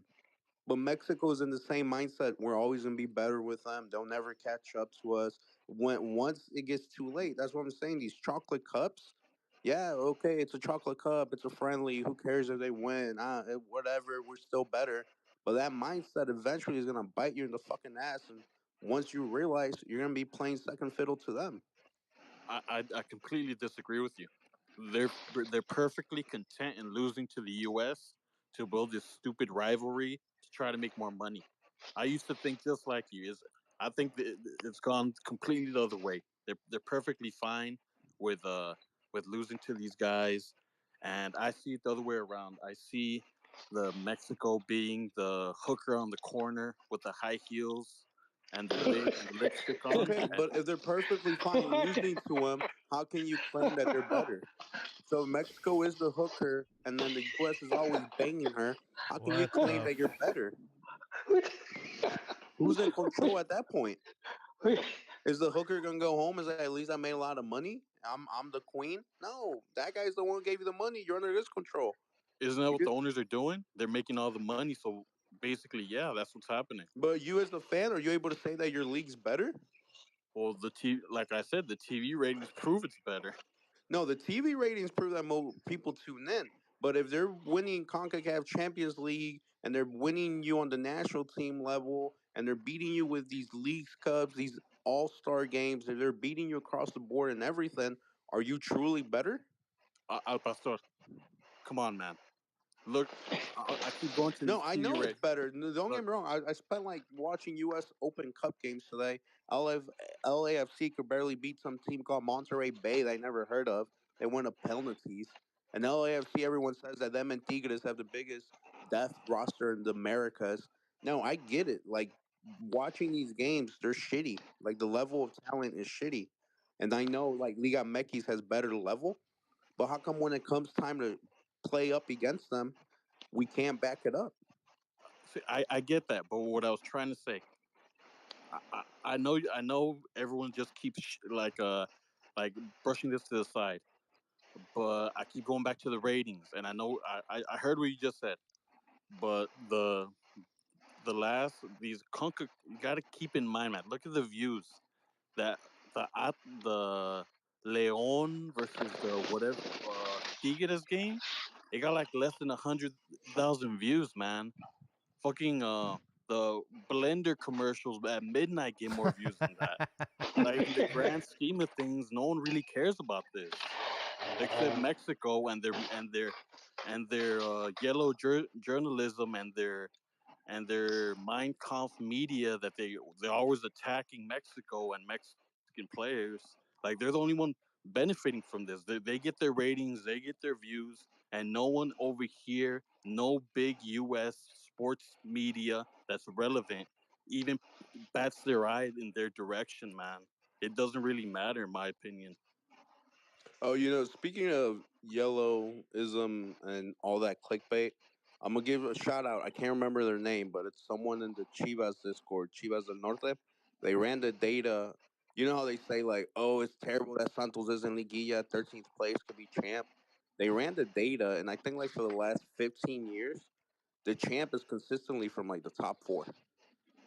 So even if like the the team 13th place qualifies, end of the day, I think like the majority of the wins have come like from the top four teams as far as the actual championship.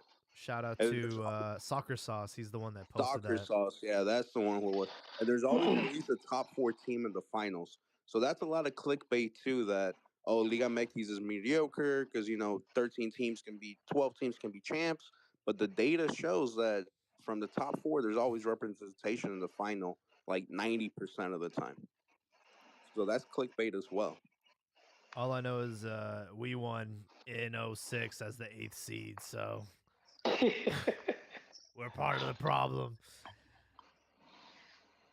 I did want to get your guys' hot takes for these upcoming matches because I do like the matchups. Tigres were the only team that were the higher seed that were able to get past the lower seed. Everybody else, though, Atlas, Santos, and San Luis have won the lottery. And by winning the lottery, they have the opportunity to knock out the top teams, starting with Santos, right, against Monterrey. I know it sounds crazy, but I can see them continuing this Cinderella run against Vucetich. They have their away match tomorrow at 6 p.m. And then we also have America playing against San Luis tomorrow. Want to know what you guys think about these matchups and who do you guys see winning tomorrow and then the overall, the two legs? So which one are we starting with first? Santos and Monterrey? Are we Yeah. doing like one at a time? Yeah, let's do that. My opinion with that, I want to see who Santos starts as their goalie. Do they start Jude, who played the last game, or do they start Acevedo? But obviously both suck because both get scored like 4 or 5 goals per game. So I guess it doesn't matter. Honestly, I thought Santos was gonna lose against Pachuca. I Yeah. thought Santos was ready to go on vacation, but it seems not. Also, some questionable defending by that goalkeeper. In that the Pachuca goalkeeper, Yeah, Ustadi, if you look like the replays, it looks kind of rigged, man. yeah, it looks kind of rigged, and even with Cota too. And there was an article came out on Fox Sports. They were talking about how Leon is like in financial trouble, and it was posted like last month. Oh, And then like you see this shit, so it's like they like America and Orgelli or whatever his name or is. leggy. Are they like paying like Pachuca some money so they could get out of financial trouble and they like can lose it? Because like those blocks from Ustadi, They were the pretty man was bad. just jumping. Like he was Yeah, just jumping, but he wasn't even trying to stop it. that's So like Nah, it Godinho will be levels. through the betting. It will be through the betting, and and then it's like not just to lose, but like you lose by this amount of goals, or this team scores this many, or even when the ball goes in. So I think that's more likely if there is to be something rigged through the bets. So I, who do you guys have I, for that match then? I like how Pastor already pulled out his Pariaguas nah, regarding America. He already no, has I'm the taking screenshots. Monterrey. I got Monterrey on that. With Yeah, Santos, no, I ain't gonna do it. But that's no Pariaguas, man. That was America right there saying, "Hey, San Luis got nothing to lose. They're gonna play us, like blah blah blah blah." I'm like, come on, already making excuses. are you picking San Luis? No, I'm not picking San Luis. I'm just saying Thanos' words. Him saying this is gonna be a different San Luis from the tournament. They have nothing to lose because they have everything to gain. They're gonna play completely different. We're gonna respect them. I'm like, come on, bro. You're playing San Luis. Just come out here, you're gonna smoke them. Those are mind games, man. You got to get ready for the Liguilla. If you guys want some more data on this matchup, Santos beat Monterrey in the regular season, match week 15, so not too long ago, April 16th. Do you know what the result was? It was a 2-1 victory for Santos. I'll give you some more data. I remember because I was looking out for my bets. Santos has won the last 3 of 5. Yeah. Ooh, get him. Santos won the last 3, and then the previous 2 to that, Monterrey won. But Santos is on a 3-game winning streak against Monterrey. And unlike Rayados, and this is for all the top 4 teams that had a bye week, they are out of rhythm. They had a week off. And how much is that going to play a factor coming into these matches? That's Rayados a should win that, man. Clásico too, right? That's like a Clásico del Norte or whatever those guys. I don't know. Those cowboy dudes. Is it like a Clásico de las Carnes Asadas or something? It's because both teams are from the north, right? Well, yeah. Torreón and Nuevo León are not too far from each other. San Luis and America always gets the benefit of the doubt, man. They got matched up with the 12th team in the league.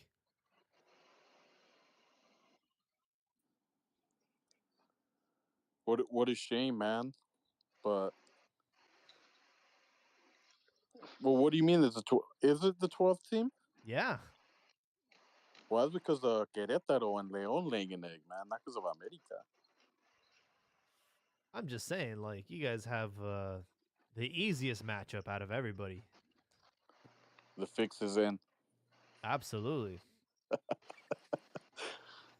I predict the at San Luis, a boring 1-0 win, and America porking them in the sticker. Let me see what the regular season result was between y'all. 3-1. 3-1, February 14th on Valentine's Day. Okay. Talk about some shagging. Yeah. So I got a question, and I'm not a hater or anything. I don't want anyone to think this is biased. But the San Luis coach said about Henry Martin that he has the potential to be the best striker in the league. Oh, God. If not, he's already like top 3 in the league. Nothing against Henry Martin. I know his numbers are up there, leading scorer, all that. But am I the only one that thinks he's like perfect, like for the America system? But if he played like for another team, his numbers wouldn't be like that. Well, look at the Or national is he team. like, yeah, like the national team? But even like other teams, I don't know, like a Leon or like a Well, how Toluca. was he at Tijuana? He scored some goals Well, at you Tijuana. could make the argument that he's like developed and now he's like in his prime, but I just can't like keep like shake the idea off me that if you send him back to Tijuana or Toluca or Leon, that he would just be like an average striker. I think he's perfect for that team. I just don't think he's the actual talent that people say he is. But it caught me off guard because he said Henry Martin was giving me headaches during the Olympics, and now he's like easily top 3 strikers in the league, and he could even be number 1. And I was like, really? Because Well- that's coming from like a foreign Brazilian coach. I was don't like, know. really? I don't know if Wikipedia is accurate on this, but it says he only scored 6 goals for Tijuana. 5 goals. Who would you guys put ahead of him? Mexican Well, or that's the just thing. The national team pool Anyone sucks. in the league? Oh, you mean as foreigners included? Well, I'm talking about Liga. He said I thought he was talking about Liga MX. Yes, I'd Liga probably- MX. So that's I'd what I'm probably saying. Like do foreign strikers Quiñones. included. Right now, I'd put Quiñones Yeah. and maybe Ibanez. And if you're being harsh, maybe Funes Mori. What about like Gignac? Nah, he's old already, man. Right now, I think he's probably the 3rd or 4th best striker in the Liga I'll MX. give him that. I mean, he's scoring goals. You can't deny it. So it's not really it's not really out there. But what the fuck I'll- has he done for the national team? I want to know. Him and Raul Jimenez have done fuck all. just like Alexis Vega, man. Alexis Vega's not a striker. But they build him out to be the Maria Messi hybrid, man. But I wanted to counter Al Pastor's comment about Henry because it's very interesting to me, and I'm not hating now because I believed in this guy. But if we're gonna say the same thing about Henry, don't you think you can apply that to? I know he's injured now, but about Macias Macias, when he was in Leon, I don't think he was it's a going to Europe. I don't think it's a Yeah. fair comparison because Macias was still kind of like a rookie.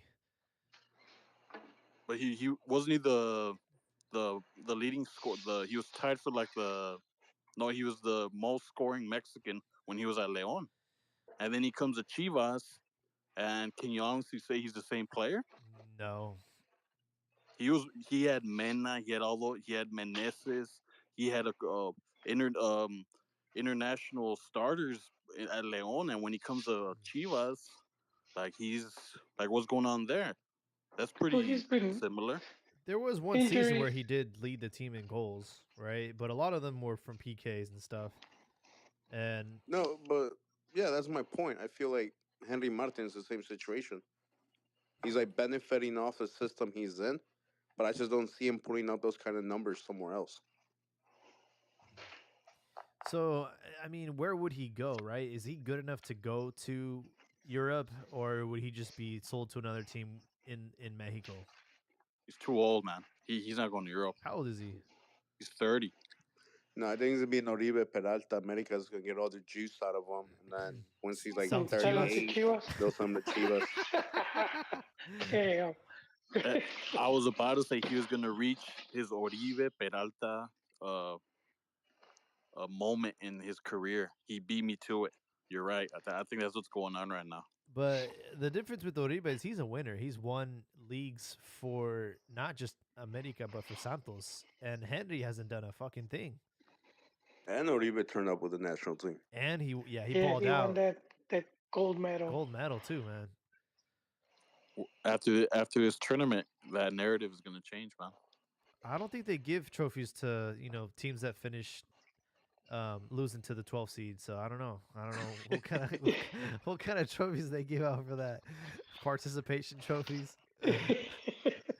It's the same trophy they're giving Chivas out right now for coming in 4th place. Yeah, dude, we're that guy that's on the stands celebrating, and we're like in 4th place, but we're celebrating like we won. On the podium with the champagne. We're on the podium with champagne, kissing the girl. We're in 4th though,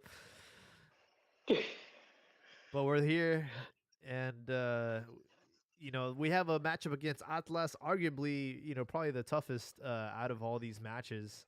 A fair battle between the two teams in Guadalajara. The advantage that Chivas have, though, is they do have two home games, right? So they play in El Jalisco and they play in El Acron. That was just getting stomped to death by Canelo Alvarez. He used it for his fights on Saturday. But Horrible fight, man. That was a waste of money. it was a waste of money, and I'm not sure if he feels like he's ready for Bivol, but I don't think he is. No, he's not. I don't either. He did not practice for that fight, Oh, he like did train not. as he should have, or either he's almost done because he looked gassed. Like if he would have fought like Bivol or Benavides instead of that guy, he would have Yeah. got his ass kicked. It's like, hey, look, I'm playing this one in my hometown. I'm just gonna go drink some beers, smash some hookers. I'm not even taking this training serious, And he didn't. You could tell he didn't train for this fight, but I don't even know why they did it at the Acron. He's worn the Atlas jersey before. He claims he's not a Chivas fan, and now he's messed up our field for Liguilla. And he had Alexis Vegas with him on the ring. How come he have like Quinones or something? Yeah, I don't know, man. What I do know is that this is going to be a really good matchup, and I'm excited to see us stomp them out. But yeah, we have Tigres Toluca as well to finish out the matches. Honestly, I think that's the most even one. Really, I don't know. Yeah. Tigres didn't convince me against Puebla. But it's Tigres, man. They have that depth. They have that roster. Toluca's well coached. They have have like a good former hot head players of a too. goalie, though. Who, Nahuel or whatever? He is a liability. You know what I want to see? I want Toluca to get a penalty and Miss. fuck no, what's his name? The goalie Volpe. I want Volpe to score a goal on Nahuel and just shit on him. Volpe versus Nahuel. That's a nice matchup. And I do want to criticize Puebla for their match because they were losing 1-0. They got a penalty call towards the end of the match. And at that point, they decided to make substitutions right before De Bueno was going to take the PK, and they iced him. His own team iced him, and then Tigres also did some substitutions. And then Nahuel just keeps going off and off and off, and he won the mind games, and he ended up missing really bad. So, yeah, the X factor for Tigres.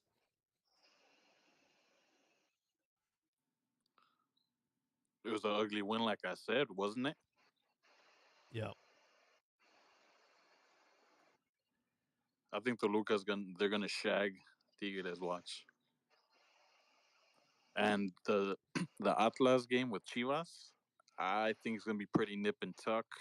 I can see either team going through, but I could honestly say, I mean, in my opinion, I could see Atlas just pulling another pelotazo, and Chivas not finding a way to score. Well, just like last tournament. There will be a advantage for Chivas, and it's the fact that a draw gives them that advantage. They finish higher in the table, so any game that ends in a draw, they're through to the next round. 2017 vibes or what? Exactly.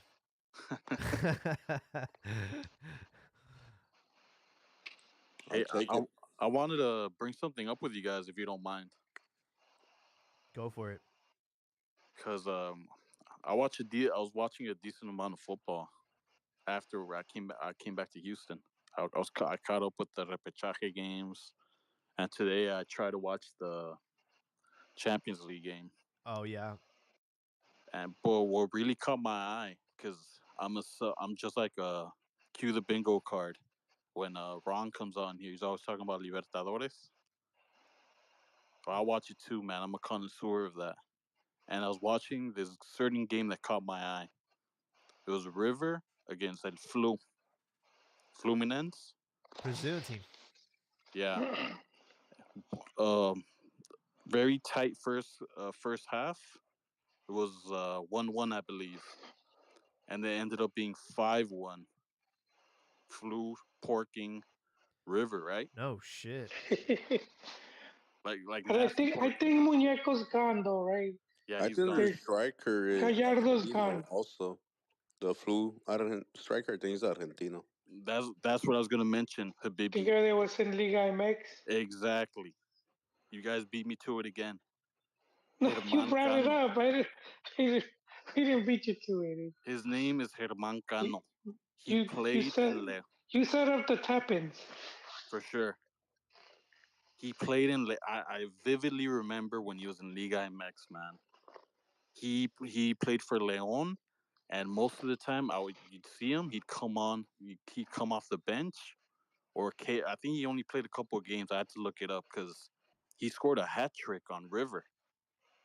He only had like 8 goals in like in the two tournaments he was in Liga MX, and you can look him up. Look, I had to look like I had that's why I'm asking you guys this question because he has like a bunch of goals for Flu, and the other guy that scored the other goals, he's a very good player. He's very quick and tricky. He was getting behind the defenders, or like a small black Colombian kid, right? And I looked him up because I didn't know who he was. His last name's Arias. And when I looked him up, to my surprise, his youth career he started in Colombia, but then he was in Dorados and Tijuana. He didn't play for him, but he was in Mexico too, right? Interesting. So that goes to I wanted to get some of you guys' point about this. How is it that these guys show off? I have my own views on this, but why? And there's a plenty of examples about this. They got Boselli still balling out in in Argentina. That bum for Cruz Azul, Cauterucho, Benedetto too. Benedetto Cartucho too. quemado. Yeah, Cauterucho. He was Car- like the leading goal Cartucho scorer for quemado. Argentina, Yeah. like 2 seasons ago. Like, why is it when these guys are in Liga and Max, they can barely put one foot in front of the other one?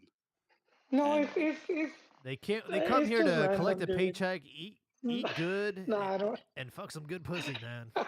Nah, Yeah, it's I was just gonna say random, there's dude. like That's several answers. That's one of them. Like yeah. usually, like No, foreigners come to the U.S. friendlies to like shop and things like that. I think many I don't. Argentinos, many like South Americans, many of them see like Liga MX the same way many Mexicans see MLS. They see it like in their eyes, it's like beneath them. So they're here just to collect a check, play well if they want, but it's whatever. My other argument is the same with the Henry Martin and the JJ Macias one. Look at the players that he has at Fluminense, though. He has like Ganso, Marcelo, uh, Melo. Like, there's a bunch of like good players on that team too, which make it a whole lot easier for you to stand out because they make your life easier, as opposed to when they were probably over here with Yeah, like with shittier teams. here's the So luck of the draw, though. Sometimes look at Camoranesi, right? He never could get into first division Argentina. He comes and he plays in Mexico and he does well and ends up going to Italy. He was never even called up for Argentinian team. It becomes Italian national, wins the World Cup. It's just luck of the draw. Sometimes you end up in the right club under the right coach, the right players, and I think we're quick to judge. We'll say, oh, they suck because they had a bad season, or and it could take a while. Like Cardoso's another good case where he went to Europe and he didn't have a good season. He comes to Mexico and I don't know if it took him 1 or 2 seasons to finally Hit to his stride. finally blow up. Yeah. But imagine if they would have let him go, we would have never known. And he's one of the all-time greats in Liga MX, and it's almost luck at that point that yeah, it's like he the ended up. conditions, like the environment at that Yeah, moment. Like I work in yeah, sales and like I've done the same type of sales for two companies. One of them I was like shit. I was probably like the worst employee as far as like sales numbers. And this other company I'm like really good. I'm like at the top, but it's the same product, same everything. It's just one company like the conditions where I'm at mentally and like the people around me, it just feels right as opposed to the other one. but it's the same fucking damn thing. So that plays a role as well. Like, what conditions were present at that moment? Was he not happy with his family at Leon and how him and his family are happy in Brazil? Or is he a Yeah. single guy and there was no pussy in Leon and there's all pussy in Brazil? It's like, Yeah, didn't get along with his teammates, or maybe something was going on in his life at that point. and then You speaking know, of which that River Plate, I have a question with you guys about that. So you know how like I was saying like Argentinos like menosprecian like Liga MX, like they belittled it, and you kind of see there's like a inferior complex with Mexicans with Argentinos. That we go for their players, we go for their coaches, we go for their barra bravas and all that. Boca Juniors River Plate played, and there was 6 red cards in like the aggregate, like they got in a fight and everything. And a lot of pages were like, "This is passion, like estas pasión, like look at how much they enjoy the game, how they can't lose to each other." There was 6 red cards, but I'm looking from the outside. I'm like, motherfucker, I want to be able to take my family to the game. To me, I don't want that. Like, I don't want a league where they're squaring up, fans are squaring up, and that's like your definition of passion. I don't know how you guys feel about that. Like, you see that as passion, or you see that as like pendejadas? I just think that they like soccer to them is on a whole nother level, and yeah, it's not a game. it's everything. It's the only thing they have in their world, man. It's the only So thing they got going for them. If it you're being really honest. is the only thing they have going for them, and I don't think that any country can get on that level. Honestly, the passion and what it means to play the game at the professional level, represent your club, represent your country. I mean, when they won the World Cup, man, I mean, Jesus, you don't see that anywhere else in the world. Maybe Croatia, but Croatia's like 3 million when they got when they were runners up, and the way the country greeted when they came back. I mean, it's incredible, man. Well, one last thing about that, I wanted to respond to these guys, Jaime, because these guys are the ones that responded. Since you guys took that stance, and those are some great points, aren't you basically saying? Because I seen on ESPN a couple months back. They're talking. There was like a little debate that they had where I don't watch the women's league. I don't like that stuff. It's very. I only You don't watch like women's women? volleyball. I mean, if you don't, it's cool. Just curious. Okay. I only watch girls gymnastics and the Olympics, stuff like that, right? No sirven para fútbol ellas. But We they just lost a sponsor, but Maybe the uniforms were more like the volleyball you want to watch. for sure, definitely. No, but regarding that, they were talking about how foreign media was calling the women's league in Mexico like a exotic league. Exotic. Yeah, like a liga exotica, like something out of like something. When I think of exotic, I think like a jungle or like a girl with a coconut bikini or something, right? But having said that, when you guys said that those guys that play in Brazil, right? Because we can easily flip that argument. Like there's, I mean, Brazil's a party is known for having beaches, having girls with big butts and all that shit, right? Like you can have fun there too. You could easily be distracted there as well. But Yeah, but the competition for to make it into a team is way more than no, for sure. in I Liga don't do. MX. So Brazil's always been ahead of the tranny movement as well. They've been pioneers for that. that's worse.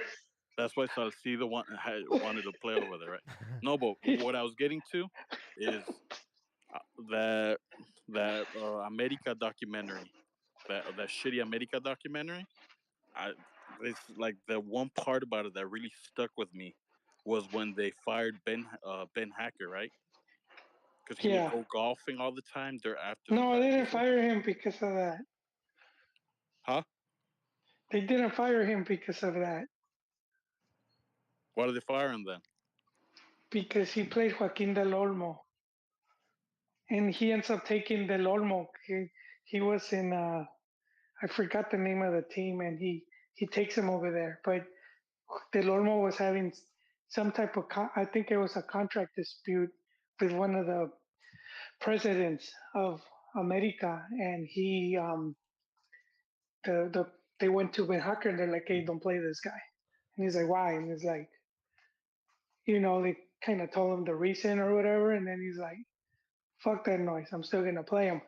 And he said after he played him, he was at home and he got the call and he's like, hey, pack your bags, dude. He got the boot. And that's coming from him. I don't know if you remember, Blanco had a talk show, and I think that's from he comes out and he talks about it. And I think they had Del Olmo there too. But you could Google, you could YouTube it, and it's there when he's talking about why he got sacked. But we can agree that he shouldn't have been golfing during the season, right? I don't think that was a problem. It was probably the Televisa top brass golfing with him or inviting him. No, but what I was trying to get at was whenever anyone, a coach or someone foreign comes to Mexico, they're not trying to, they don't feel football pressure like in Brazil or like Jaime said, Argentina. Like they come to Mexico to party, and by virtue, I don't know. by virtue, that definitely affects the Mexican players.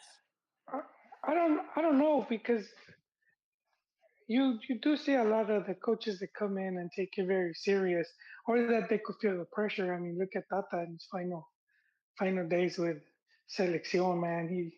That dude looked like he had been through COVID. He just looked out of it. But I mean, I've seen the coaches that come in and they take it very serious. I don't. And a lot of I'm them trying don't. to think. Well, I mean, I'm trying to think of an example of which one came in just to collect a check. I can't. Like, who would you say that was not?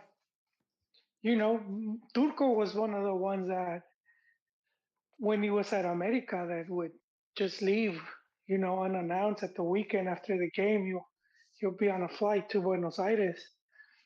But other than that, and he's been successful in Mexico, so do you know what I mean? At the same time, it's like, is he being successful and is not taking it serious? I don't know, man. I just think Mexico's never going to be that football nation the fans wanted to be. No, I think it's a hybrid of MLS and like South American. Like it's like talent South America, but not as high. And it's like money that MLS like thinks they have, what they say they have, that South America doesn't have. It's like a little bit of both, but neither allí, neither acá. So you're never gonna be as talented as South America, but you're never gonna be as organized or structured as MLS. So you're gonna be like in between, which can be good. It can be bad. It'll have its pros and its cons, as long as you know what you're dealing with. One thing I want to add is the Mexican mentality has a lot of growing up to do. Chicharito was kind of irritated by the question, or sort of the comparison, that Santi Jimenez is getting, his first season in Europe, and I think he's surpassed Chicharito as far as most goals in a single season, in their first season. And he's like, why are you guys comparing him to me? Why is it always Mexican on Mexican crime? We shouldn't be asking that question. We should be he should be going for the actual records that are in the league. He should be competing with like Van Nistelrooy and all the greats that have played in the Dutch league. Like, we should be trying to strive to be the best in the league, period, not just to be the best Mexican there.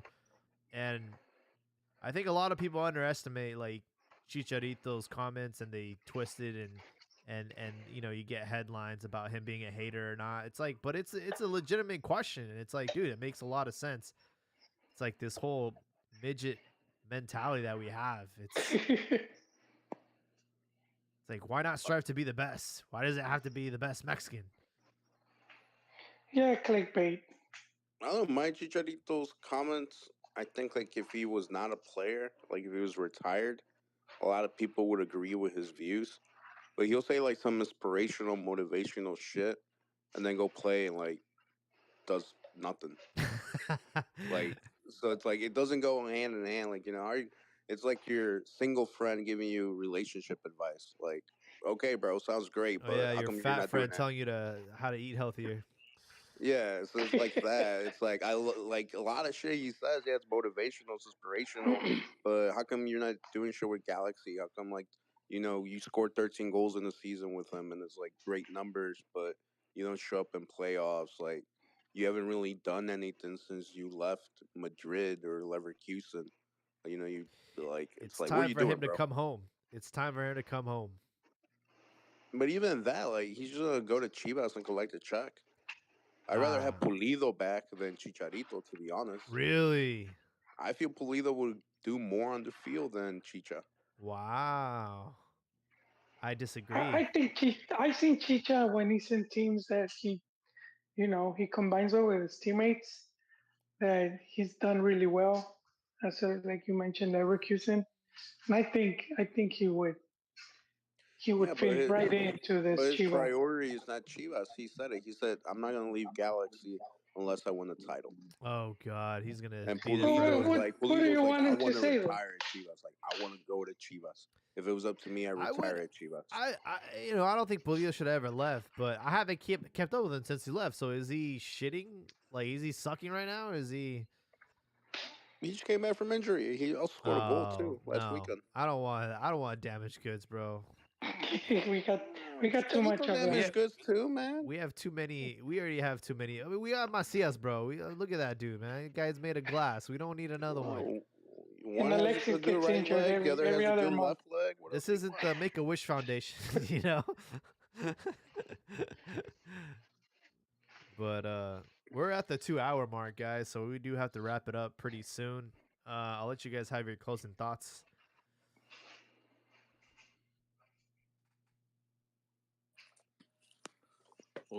Well, I'll start off by saying a pleasure as always to be with you guys. Thank My favorite Hermanos. you. I love listening to you guys' hot takes and your different opinions. And then once they get settled into my head, I giggle a little bit sometimes. Like a teenage girl. Yeah, exactly. No, but I'm just looking forward to the Liguilla finally. Thank Interesting God. matchups, and I feel the 14 coming, man. Oh, Ooh. but Jaime, I wanted to mention something, man. Yeah. About the last show, you're talking about your Oakland A's. ¿Por I qué? seen that. Why are I we talking seen about that sad spot stories? where I seen the spot, man, where they're gonna build that stadium. It's Oh. a nice spot, and that Allegiant State. I haven't gotten the play. I'm gonna try to make it to a Raider game because I'm a Silver and Crab fan. But I'm gonna try. But that Allegiant Stadium, man, so beautiful from the outside. Incredible, lovely city. Yeah, I don't know if I want to live there, but definitely Oh no, yeah. if you're there for the weekend and you want to catch a ball game, you can. But there has been some new developments, and they're actually looking at another site near Tropicana Hotel or something. I don't know. Basically, like on the strip or something. So it might not be there. But yeah, every day there's a new drama with A's. Al Pastor, what you got for us, man? Usually I'm a big fan of underdogs, upsets. But now that Chivas is in the top four, I hope the top four qualify. And I hope semifinals, is like some heavyweight games, attractive, high quality. I don't want I feel like that guy I criticized during the World Cup who was complaining about all the upsets. I don't want to see San Luis. I don't want to see whoever in the semis. I want to see America, Rayados, Chivas, and who's the other one? Toluca. Toluca. Nah, fuck it, just for Ambris. But I honestly would rather see Tigres. But yes, let's go with the heavyweight semifinals. Let's have some big wins. None of these little teams winning. Yeah, well, I mean, if you want it to pan out that way, that would lead up to a potential Chivas America final, which is what I personally want, just to Let's settle do it. this for all, fair and square. Um, but I could also see it going the other way, where they want semis, where it's Monterrey Tigres and Chivas America. So I could see that also being another direction this can go in. If it's Chivas America, we all fly out to Ricardo and we do a live podcast on everyone on video. We do a pregame, we go party hard, get some hookers, and then do the post game also. Because I mean, think about it from a TV standpoint, right? If you make these happen in the semifinal, that's 4 matches guaranteed, right? It's like the Tigres Clásico and the Chivas Clásico. That's 4 matches, so I could see why they would want to make that happen. But I'm all for it. I want all the smoke. Joel, what you got for us? Oh, just really quick. I was thinking how maybe a few months back there was all this media talk about how Chivas needs foreigners because they clearly can't compete. Now that they finish in fourth, like a lot of those media have crickets. You're not hearing about them. Remember I who's think the that wanker that said it? It was John Stoltzfus. He's a big America fan. He's a wanker. there was a few though. This is their talking point. I'm pretty sure if once it goes south for Chivas, they're gonna bring bring that back up. But I think it kind of proves that Mexican talent is pretty good. It's just sad that there's not enough. We already mentioned why. So I do feel that I'm hopeful that with this new um, the restructuring of the second division, and that's gonna open up the floodgates for more young talent.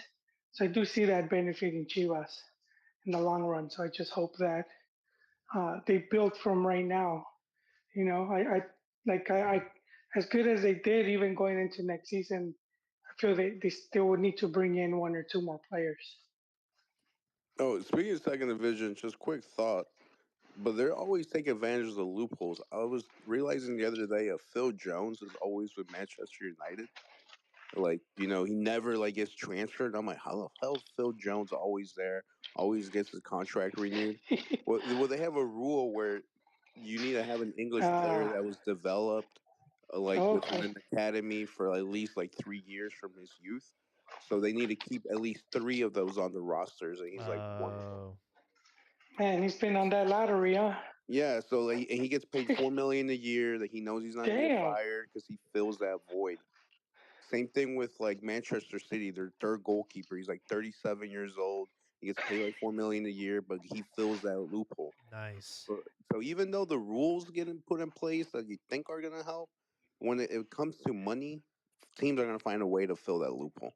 I would say that for first division, but not second division because they put a restriction on foreigners to make Yeah, sure that the teams have all that.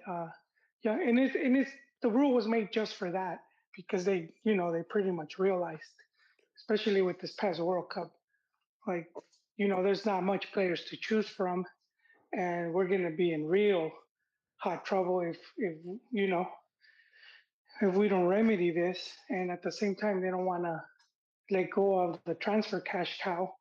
So they're like, fuck it, second division, just let's throw money in there and kind of have that as the kind of like a farming, like a farm league. Absolutely. I do have some announcements before we close out this show. Number one, Mexico has announced a friendly against Cameroon. So for any listeners that are in San Diego or in SoCal, they're going to have a friendly on June 10th at the Snapdragon Stadium. It's a new stadium out there in San Diego. So yeah, it'll be a little warm-up match before they head to Vegas. to play their Nations League semifinal against the United States over at Allegiant Stadium. Want to give a big shout out to Chucky Lozano. He was able to hoist the trophy and helps Napoli secure their Serie A title, the first in over 30 years. And I mean, I saw some of the clips out there. It was pretty amazing. And we'll see what happens to them next season, if they'll disband the team or if they'll try to go for another title in Champions League. And as far as my closing thought, I think that the upcoming Liga matches are going to be much more entertaining than the Champions League semifinals. Obviously, the one today, Madrid City, was okay, but then you have these Italian teams that like to defend. So my prediction is if you want to see some action, some entertainment, some drama, tune into these Liga matches happening tomorrow, 6 p.m. Santos Monterrey, and then after San Luis and America. And that's the show, guys. Thank you guys so much for hopping on. And of course, we'll try to squeeze in another episode before the final results of these quarterfinals. But we'll catch you guys in the next one. Have a good night.